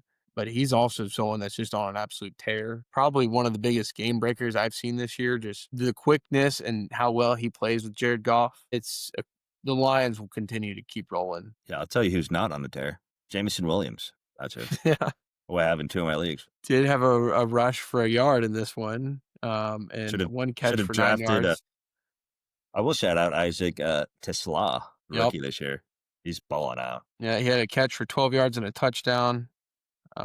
Yeah, I think in the preseason he was talked about a lot as someone that, he's got really good hands. Good hands. He's gonna find the ball. He's really good. He's got some of the best toe taps probably in the NFL. There's 2 incredible one-handed catches that were in the first couple weeks. One No. was a sideline, like you said, kept his feet in bounds, caught that one hand, got that touchdown, that crazy touchdown catch that he had with one hand. Dude, also, just gonna harp on it real quick. Abuka, I think every week he has some like one-handed catch down the sideline that Baker throws him. And this week, obviously it was a joke, but Baker comes up to him. He's like, "Don't disrespect my passes like that." Catch him with 2 hands. It's just a funny little clip. I think that was all we had for the Lions Bengals. Next game, Commanders 27, Chargers 10. This was one of the ones I watched it a little bit in the background. Matt, unless you watch it, we can kind of move over it. But Krosky Merritt had 14 carries, 111 yards, 2 touchdowns. Jane Daniels, 15 for 26, 231 yards, and a touchdown. Commanders pulled this one out. They take down the Chargers. Chargers now back-to-back losses. Someone that we thought was, really kind of run away with the division has kind of come back to life. Justin Herbert, not his best game. I went 22 on 29 for 166 yards, a touchdown and an interception. And there was also some crazy news that came out of this with Omarion Hampton. What was the news on him, Matt? Oh, he was just put on IR. Yeah. An ankle injury. Unfortunate. So no clue who's going to be taking over the rushing backfield for the Chargers. I think that will probably get announced tomorrow or closer in the week, but not looking good. Yeah, I want to credit Krosky Merritt for popping off. Best game of the year as soon as they dropped him. I really appreciate that, brother. I will be grabbing him in the league. Bet you will. Moving on to the next game. Oh, this was Sunday Night Football. Patriots 23, Bills 20. The undefeated Bills, the last undefeated team, fall to Drake May and Stephon Diggs in his return to Buffalo since being traded. Playing very motivated in this game. I know someone that is happy about this game. It was the 1972 Dolphins. For people that don't know, every time the last undefeated team loses in the NFL, 1972 Dolphins, who were the only team in NFL history to go undefeated, pop champagne in Florida. I think it's Miami is where they do it at, but they pop champagne and celebrate it. They they prey on everyone's downfall every year, and this year will be no different. No undefeated teams remain, and Drake May looked really good in this game. I do want to say a slight correction. Dolphins, that 72 team was the only team to go undefeated in the regular season and win the Super Bowl. Oh yeah, sorry.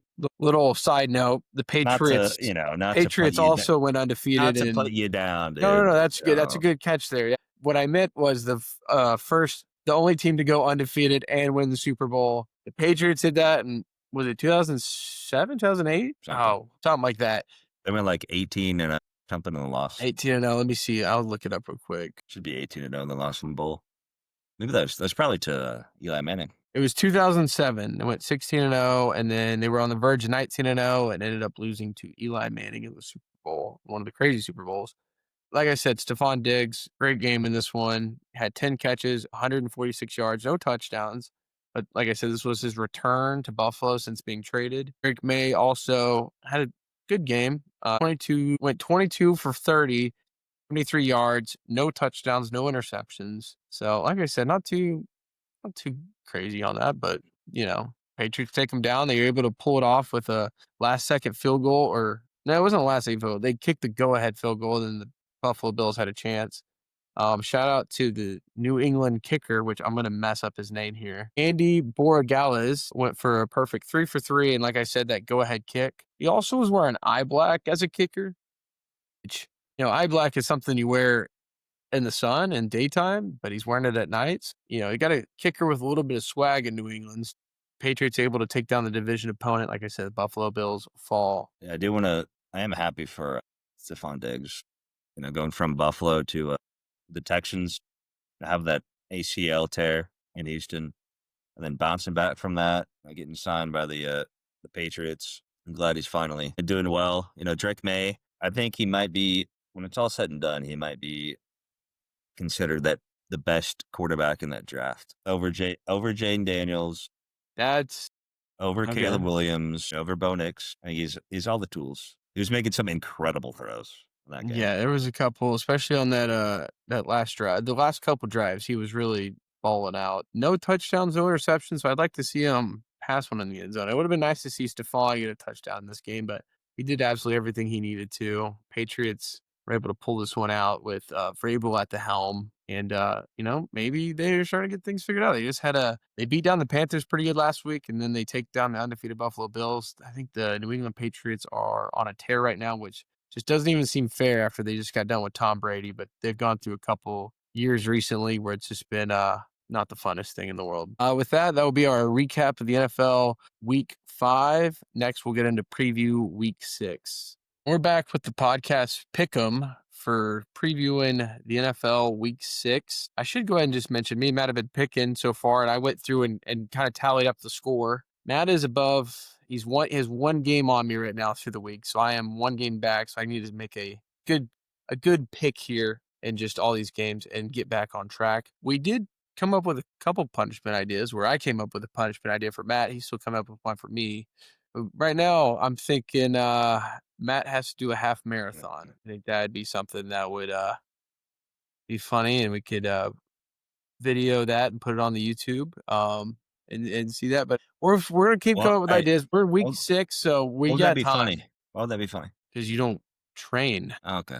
I would also make myself do it, but I run, so I wouldn't be fair. But maybe we'll come up with something. I was talking possibly like I have to go to a Saints game, or we're slowly. I do those voluntarily, bro. That's not a punishment. Maybe, I don't know, something that we're coming up with. Any comments, drop below.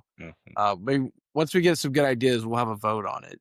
But now we're going to preview the Week 6 and do our picks. Thursday Night Football, we have the Eagles at the Giants. I think the Eagles, after losing last week to Denver, is going to be coming out hot, looking to get this thing back on track against the Giants. So I'm going to take the Eagles. I think the Giants have a good thing in Cam Scatterbo and Jackson Dart. I just don't think this is the week against Philly that they're going to be able to pull it out. Philly's such a vet team, and it seems like the Giants are really just now figuring out who they are with the new players they have. Yeah, I agree. If Jackson Dart struggled against the Saints, that's another great point. He's going to struggle even more against Philly. So I want people to also know we don't do any research going into these games. We just kind of go off what we've seen in the recent weeks.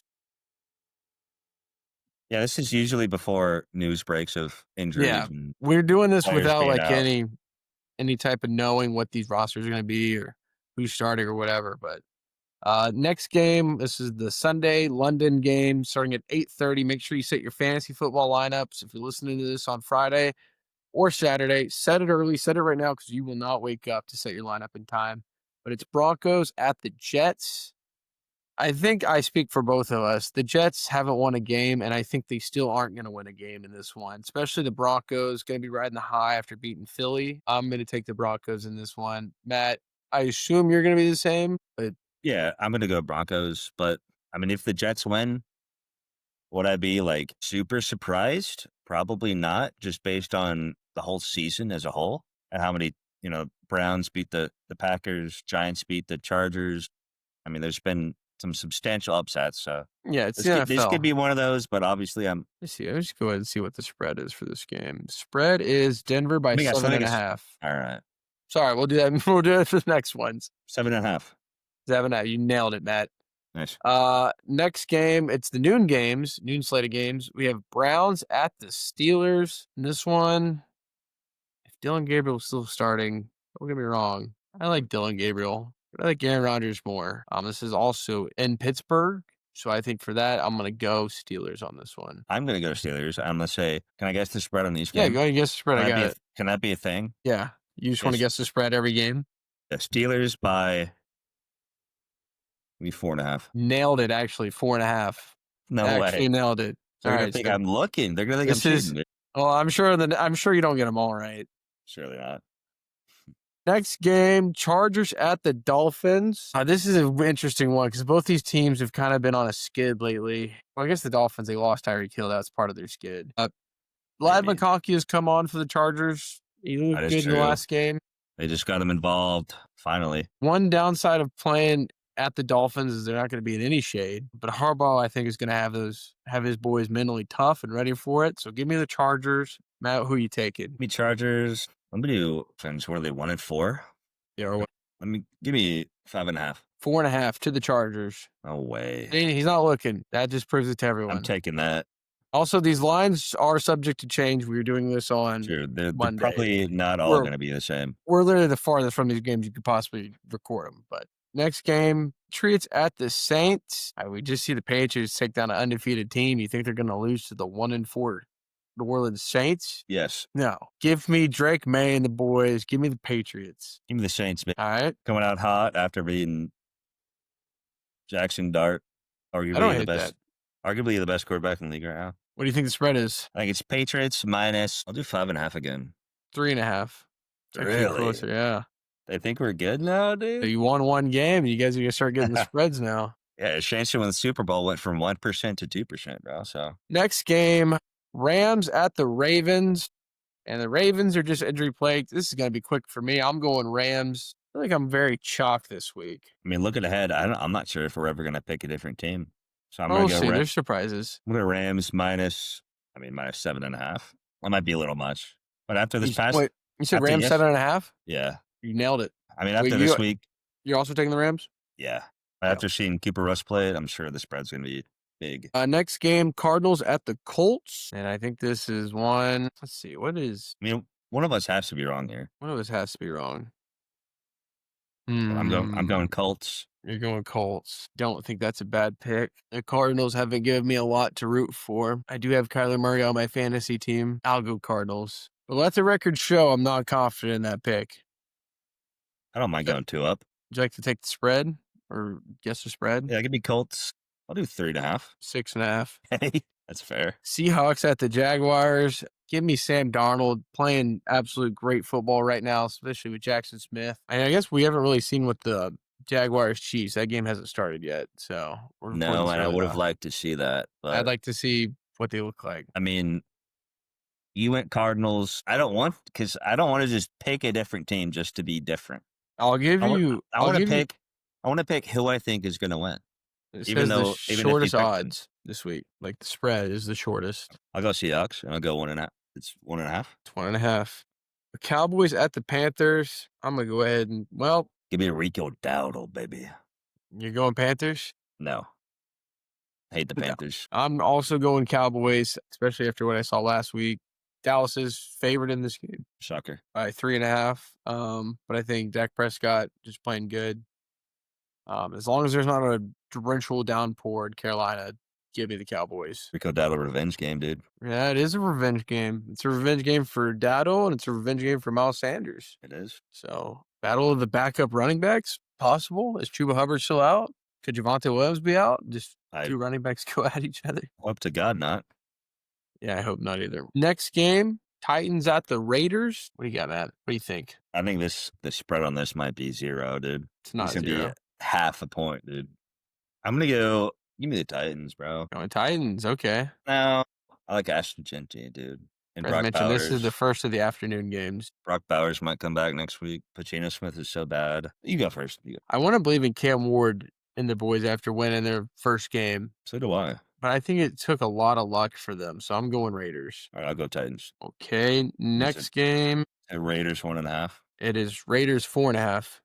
4.5. Yep, 4.5. Next game, Bengals at the Packers. I don't even think we need to talk about this one. We're both going to go Packers. Are you going to take Jake Browning and the Cincinnati Bengals at Lambeau Field? Packers 8.5. It's Packers 14.5. Okay. Biggest odds this week. Yeah, It might be a little much, but it might Jordan not Love, be, actually. Jordan Love also has exactly 1,000 yards passing on the season. That's just funny. It's a nice round number. Next game, 49ers at the Buccaneers. I can already tell you who I'm going with. I said he's MVP caliber. Give me Baker Mayfield. You know, I'm not gonna take the Niners just because I hate the Buccaneers. I'm gonna take them because their wins have come in like a fourth quarter comeback fashion. And so can you do that against Kyle Shanahan? I don't know. This game is also in Tampa Bay, and the 49ers are undefeated on the road at 3-0. Well, hearing that, you know.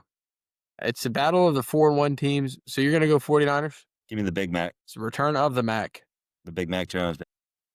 This is just a nice game. I think this is going to be a nice little knockdown drag out. Like I said, we can't see really what's going on with the Monday night game right now, but it's Lions at the Chiefs, and this is one I think we could be on separate sides of. Where are you going? I'm going Lions. Oh, I thought you were going to go with your homie. Yeah. Well, who do you like here? Lions. And I'm going to go Chiefs because I need to get a win. I'm not sure the Chiefs offense can compete with the Lions offense. It's going to be, but I think their defense can compete with the Lions defense. Chiefs are favored 1.5 in that game. That is sure. I just said the Lions have the leading passer, rusher, and receiver out of both teams. Yeah, but Lions corners are both out, like I said earlier. So we'll do the Monday night ones for next week. This is such a far look ahead. This is exactly a week away from when we're doing these picks. Bills at Falcons. I'm going to take Bills. I imagine you're also going Bills. Yeah. Not only because, again, I hate the Falcons. No, it's because you hate them. It's because I hate them, and Josh Allen is going to be on his revenge tour after losing. Gotcha. And we have a doubleheader next Monday. It's going to be Bears at Commanders. Bears are coming off a bye week, so give me the Bears. The Bears. Give me my LSU boy, Jaden Daniels. All right, so that one we will know next week when we're recording. Actually, probably won't. We'll get into scheduling next week, but yeah, we'll see what time we actually record. We probably actually will know the result of that game by the time the next episode comes out. And with that, we will move over to college football. And we're back to talk about some college football week 6. I think to get into it, this was some great upsets and the top 10 rankings. It was number 7, Penn State. Yeah, number 7, Penn State falls to someone who hadn't won a game at the time, UCLA. They were 0-4, takes down Penn State, 42-37. Absolute great win for the Bruins. This was something that I don't think anyone really had on their radar. I think they said it was like one of the largest upsets in college football history. Penn State, who had just lost to Oregon, comes in and loses on a defensive play. And UCLA, their quarterback, man, I don't want to have to pronounce his name. I've talked myself into it. Nico Amaliva, whatever. Nico Amaliava. Had a great game, played good in this one. Penn State struggled. Shout out to the Bruins, an absolute big win. And we were talking about on the podcast last time. This is when you rush the field. It looked like there wasn't even a lot of students at the game to rush the field. I don't think they were expecting to win this one. But they were able to actually just come back and hold on for dear life to take down the Penn State, who now falls out of the top 25 rankings. Someone else who Yeah. falls out of the top 25 rankings. Number 9, Texas was taking on Florida. We've talked about on this podcast what Florida's schedule looks like, and this was a win for them. They pulled it out 29-21, and everyone's getting on Arch Manning, blaming him for this loss. I don't know if it's all on Arch Manning. There was some picks that came in big moments and a fumble, but there was a couple throws as well that I saw from him that made me believe that he is the guy. But I think we've talked about in the past. This is something that he's going to need another year in college, and then we'll see. I don't think he's a fraud. I think he's just, young and figuring it out. Yeah, I can understand both arguments from either side, both bashing him and then saying that, he doesn't have enough experience yet. And unfortunately, he's on a Texas team that is usually top 35 in recruiting. They have substantial amount of, UIL money that they dish out every year. So he has no shortage of help, offensive, defensively. So you can't really blame, the players around him per se. I would say that maybe most of it might be his fault, decision making wise and inexperience wise. It's growing pains. What is he, 18 Yeah, at this he's point? 18, 19, something like this first year starting. I get that Texas is one of the top programs, every year, especially as of late. Point errors who propelled them, playoff last year, high seed. It's a lot to live up for, a true redshirt freshman this year. yep. He just doesn't have the experience behind him. Did he say 2 years or 1 year behind Quinn Ewers? Maybe it Just 1 year. It was was I his remember redshirt year, and because then last year was his freshman year. he was a true freshman last year, and I remember when Quinn was struggling, people were calling for Quinn's head and saying, "Put in Arch." And now this year they're turning on Arch and saying, Yeah, the fans will "Wish never be we happy. wish Quinn stayed an extra year," and stuff like that. But they just got to give it time. I Yeah, understand huge program. They want results now. They don't want to wait, especially in college. if I was a Texas fan, which I am absolutely not, they're probably my enemy more than anything. Start off ranked number 1 in the country to start the year just shows how bad those rankings mean almost nothing. The wheels have completely fallen off the wagon, and now they go down, out ranked outside the top 25. I think they'll get back on the top 25. I just don't think. Just shows kind of they were maybe a little overrated going into the season. But I do think Arch Manning is a good quarterback. I think he'll be a great quarterback. There was a couple of throws I saw against Florida where it's like the touch is there and the occasional just absolute placement of the ball is in the right spot. He's just young. He's just figuring it out. I don't think it's all on his shoulders. I think it's something, Florida, as much as people want to get on their coach and stuff, they're still a good program. And just shows the SEC. There's not a guaranteed win every week. It could be an upset. Yeah, DJ Um, Lagway had a bounce back week against yep. a really good team, really good defense. I should say. So good for him. He was projected before the season. He was in Heisman conversations. He was in top 5 draft pick conversations. So we'll see what ends up happening with him. Yeah, I was gonna see if I could pull up Arch's box score. It would be so kind. Oh well. Moving on to the next game. Alabama 10th ranked Alabama hosting number 16 Vanderbilt.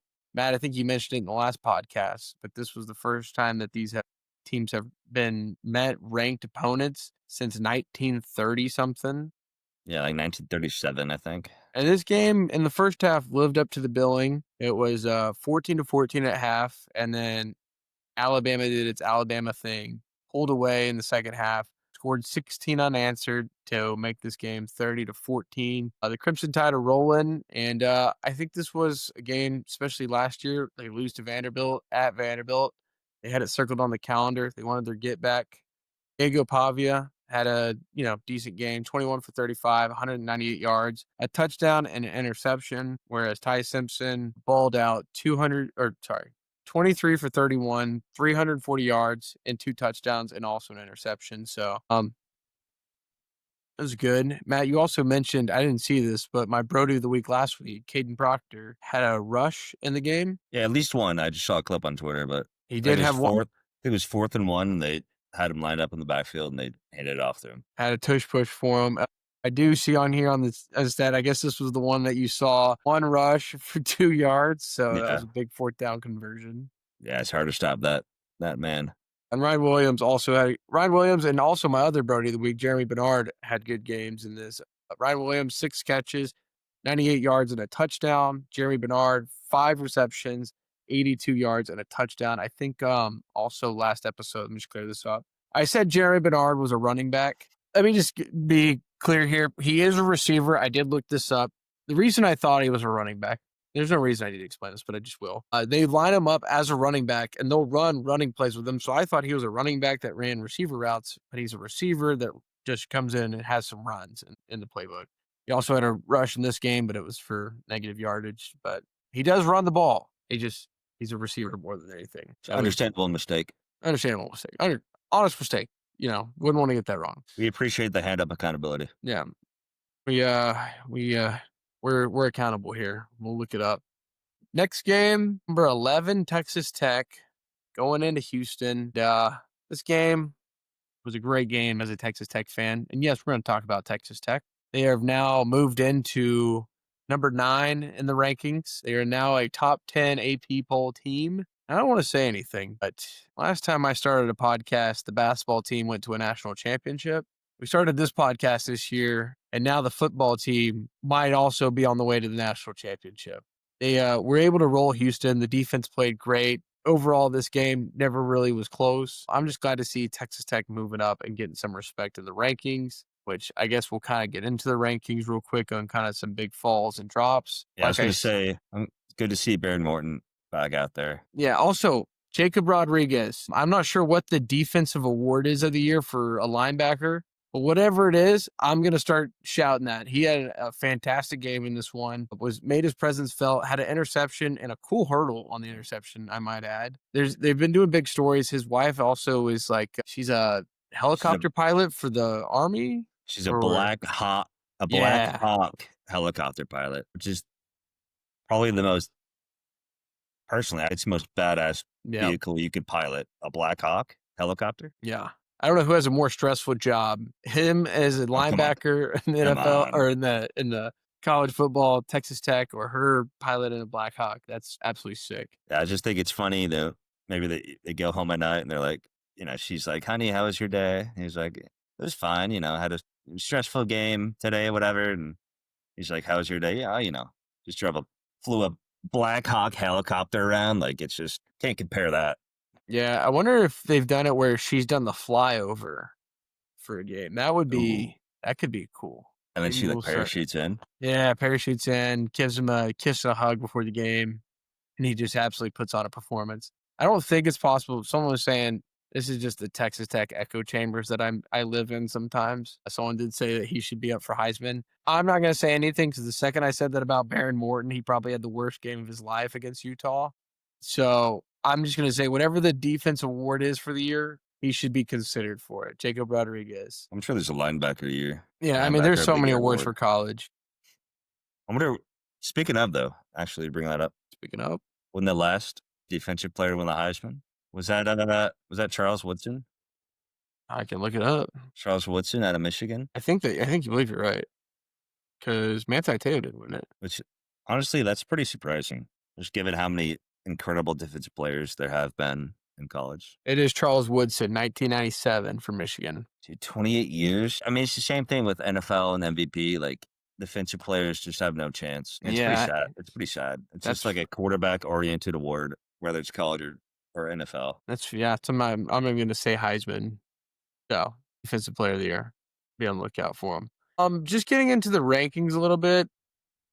Top 10, go Ohio State, Miami, Oregon, Ole Miss, Texas A&M, who struggled a little bit against Mississippi State, and then were able to pull away. Oklahoma, Indiana, Alabama, Texas Tech, and then Georgia. Sitting just outside the top 10 is LSU at 11. Say let's make it top 11. Yeah, top 11, LSU. Top 12, Tennessee. So it seems like the committee really just doesn't like Big 12 teams. Top 13, Georgia Tech. Top 13, Georgia Tech. Notre Dame still sitting in there.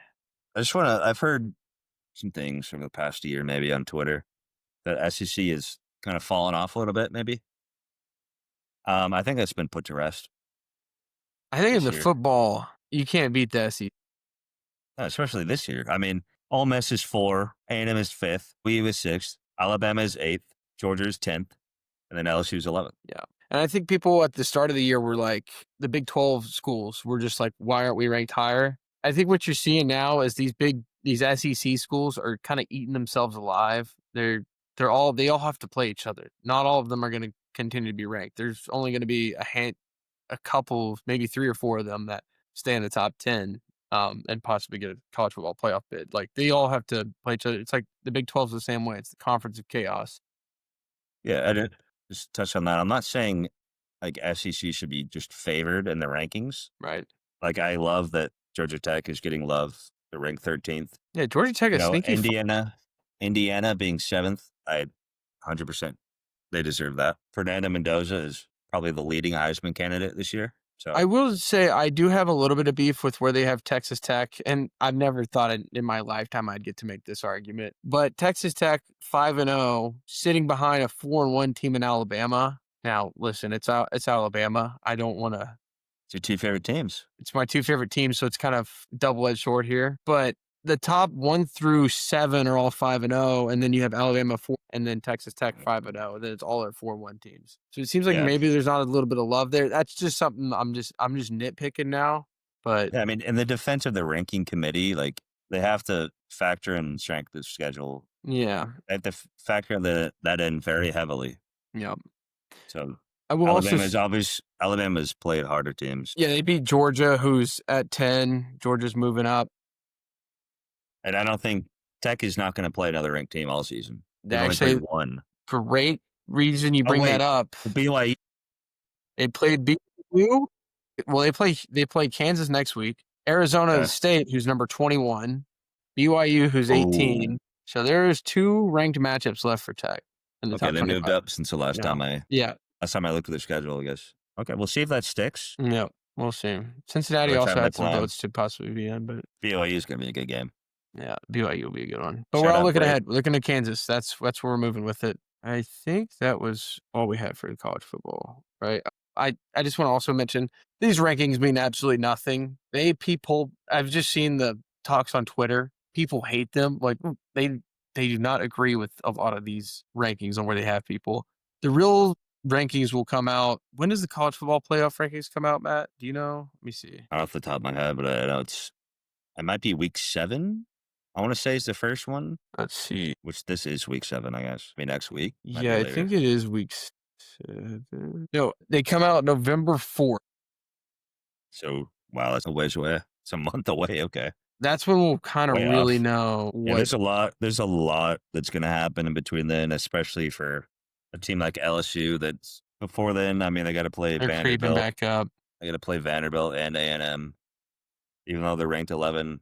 Who knows if they're even going to be ranked by then, unfortunately to say. Yep, and I will just kind of talk quick on the matchups for this next week, starting Saturday, October 11th. We got number 1 Ohio State taking on number 17 Illinois. I think Ohio State will, going to handle business there. I think that's actually where game day is going to be, is in Champaign, Illinois. Either game day or big noon kickoff. Alabama is taking on Missouri. Number 8 Alabama taking on number 14 Missouri. So that's a nice ranked matchup. Alabama's favored in that one. Also an 11 a.m. game. Moving along, number 7 Indiana at number 3 Oregon. Battle of 5-0s. So one of those teams is going to be out of the top 10. That's going to be such a good offensive game. Yeah. That's going to be a shootout. I think that might be where the big noon kickoff is. And then 2:30, we get the Red River rivalry. But number 6 Oklahoma taking on Texas. Say that 5 times fast. No, I'm not going to say 5 times. Surprisingly, Texas is favored in this game at 2.5 over Oklahoma. But if anyone... That's got to be some collusion in Vegas. That's insane. I guess maybe is John Mateer still... Yeah, he's out because he had surgery. Yeah, but they still have the rest of the team. It's not like Mateer was... It's not like... I get it. Like he's pretty good, but he was not the reason. Yeah, and it's at a neutral site, so it's not the end all be all for OU. But also, it's gonna be a good game. I don't know what their backup looks like at this point. So we don't know what Arch Manning's gonna look like in this game. It's either gonna get the Arch Manning who beat up on Sam Houston State, or the Arch Manning who got beat up on by Florida. So that's gonna be an interesting game. 2:30. Set the clock. Set the grill. Red River rivalry. I can only say that once. Um, What else is there, dude? I mean, there's 8 in Florida. yeah, I Might was be. about to say number 5 A&M hosting Florida, who just took down a top 10 opponent in Texas Yeah, but I mean, at Kyle Field. we saw how Florida looked against LSU. I think A&M is a comparable team, so I think it's just not going to be a fun game for Florida. Not going to be a fun game for DJ Lagway. Also, night game, 9:15, Arizona State, Utah.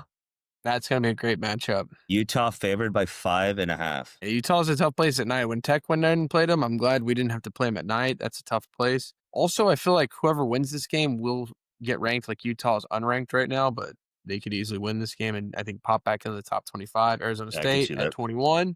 They lose it, they go down, or they could get bumped up if they win this. Another big Big 12 game. BYU, Arizona. I mean, Also at 7. So I'm keeping my eye on I'm keeping not Arizona. I probably should keep my eye on Arizona, but I'm keeping my eye on BYU, man. They scare me a little bit. They got some energy when they play. They run around, especially if you have to go play them at home. It's a tough environment. So BYU looking good. Also, we forgot to mention South Carolina going into Death Valley against number 11 LSU. Matt, thoughts for the game? I mean, I assume LSU should win. I think their offense needs to take a step up from what they looked like against Ole Miss. Nussmeier needs to get healthy, but defensively, I think it's going to come down to containing Lenore Sellers, not allowing him to get outside the pocket or scramble between the tackles. I think this is a great spot to see Lenore Sellers as well. Like he's got some NFL potential. We're gonna get to see him go into a real hostile environment as Death Valley is, especially a number 11 LSU. Like that stadium's gonna be rocking. We're gonna get to see what Lenore Sellers is all about. I gotta imagine it's gonna be a tough game, especially the first half. Like just trying to get your communication with your team. Like that place is loud. It's gonna be rocking. We're gonna get to see, especially as a Saints fan, Matt. You get to see, what your future quarterback's looking like. I hope not. With that though, I think that's our college preview, and we're back. We're gonna do our final segments to close out the podcast. Uh, these aren't football related. It's just others things going on in sports. So first off, we got the MLB playoffs. This is gonna be a pretty quick segment for me, but me and Matt have each picked a team on who we're rooting for on this playoff run since our beloved Rangers didn't make it in. I'm taking the Mariners. I've been watching a couple of their games, keeping up. I think they're my if your team doesn't make it in the MLB playoffs, it's still fun to get a team, get in the storylines and root for them. The Mariners just won last night, or I guess we're recording this Monday night. They won on Sunday night, and it was like their first win in 20-something years in the postseason. And they've had the absolute record to do it. They've had the players to do it all year. Cal Raleigh, MVP season for a catcher. I'm rooting for Seattle and the Mariners to be able to not only win a series, go to the pennant and win it all. Who you rooting for? Do you know his nickname? The Big Dumper, Cal Raleigh. The Big Dumpy, dude. Home run derby champion. What a dog. Switch hitter catcher. Like, that's just so sick. But Mariners are not my pick. Unfortunately, I picked the Phillies before the second round started, and they lost to the Dodgers. They're down 1. They're playing right now. Their second game. They're down 4-1 as I'm looking at it right now. They're going against, Blake Snell, one of the best pitchers in MLB. So maybe they can turn around. I have no affiliation. The Dodgers are hot. Yeah, I have no affiliation with the Phillies, except I just like Kyle Schwarber. I think he's a dog. Another great, kind of bigger guy that can just bomb it. Just a home run hitter like Cal Raleigh. They could hit the ball out of the stadium, out of the park. I think it's good too. Any moment's notice, it's gone. We're not picking teams that are like the Dodgers or the Yankees. We got our own teams that we're just kind of rooting for. And there's a possibility, Matt, our teams could be in the World Series, and then we could even have a punishment for that one. Yeah, it's not looking good for me. Yeah, it's not looking good. I will say the Mariners also lost, or they lost the first game, then lost the second one, so now they're going back to Detroit. Hopefully they can pull it out. Next thing, off the baseball, because that was just our little preview. If you're not keeping up posting, you should. Next one, this is some breaking news that we don't know what's going to happen. We're just going to speculate here. We're probably going to be completely wrong tomorrow. But LeBron has said that he has a second decision coming. If everyone knows the first decision, it was his decision to leave Cleveland to go to Miami. And so now decision part 2 comes out tomorrow, October 7th. If you're listening to the podcast right now, the decision's probably already been made or is going on currently. I'm taking my talents down to South Beach. Taking my talents out of South Beach. Everyone remembers decision 1. I think this is just going to be LeBron. I think he's at 23 seasons. Or maybe this season upcoming is 23. I think this is his retirement. I think he's announcing that he's leaving the NBA, which I don't know if he even should. He's still doing what he's doing at 40, but I always thought it'd be cool if this is his 23rd season to go play 23 seasons. That was always his number, and he rides off. But I would definitely expect LeBron with a big retirement send-off, and so this would just be leading right up into the season for all the teams you are ready. Matt, do you think it's retirement, or do you think he's going somewhere? What do you think? I think this is his announcement to say he's staying in the NBA. He's going to play until Bryce James makes it. And he's going to have LeBron, Bryce, and Bronny all on the same team. With Luka. With a 31-year-old Luka or whatever, 29-year-old, whatever age he's going to. How old is Bryce? I don't even think he's in college yet. I think he announced, isn't he going to USC or something? Yeah, was it USC or UCLA? Let's see. One of those South Carolina schools, South California schools. Bryce James. Oh, Arizona. Is it? Okay, just way off. Copy. Yeah. Hey, you're close. It was kind of West Coast. I mean, I say that kind of as a joke. I don't. Yeah, we have no clue. I'm sure he could play like for 3 more years. Yeah. Probably 4 more years, something like that. But honestly, who knows? It's probably going to be nothing basketball related, if we're being honest. Yeah, it might be just like a new crypto coin that he's coming out with. If it's not him announcing his retirement, it's going to be something just. Maybe it's him announcing that he's going to go on and be on First Take with Stephen A. Smith. I might watch it. I might watch First Take then. But yeah, that was all we had. I think, Matt, am I missing anything from the notes? I think that's it, brother. All right, this might be a longer episode. We'll have to see after all the cuts are made. But thank you, everyone who listens to the podcast. This has been such a fun thing that we're doing every week, especially Matt. I know we don't get to talk as much all the time, so this is a good way for us to just get in a call for a couple hours and catch up on sports. That's what I've really enjoyed about it. That, also we're holding ourselves accountable with a microphone in front of our face. So now Matt can't just get out of saying Saints to the Super Bowl every year. He actually has to mean it. So it's been a fun thing. It's a journey. We're still growing the show. We're learning new things every week to do. You might see some TikToks posted here from this episode. Actually, you will probably see it's my new addiction, trying to get TikTok clips out from the podcast. So it's trying to spark some debate. But other than that, I don't have too much. Matt, what do you got? I just want to say, if anybody from Bent Tree still listening, Drew Brees is a top 10 quarterback. We're gonna have to save that for the offseason, Matt. When we need content, we'll start debating top 10. There's I went over there every position. We had a whole watch party for the Cowboys Packers game, and we got into it. Okay. Drew Brees got brought up. Shout out to the Bent Tree boys. But all right. Cool. Well, I think that's it. Episode 4 in the books, and I am excited to see what LeBron has to say tomorrow. We'll catch you guys. God bless.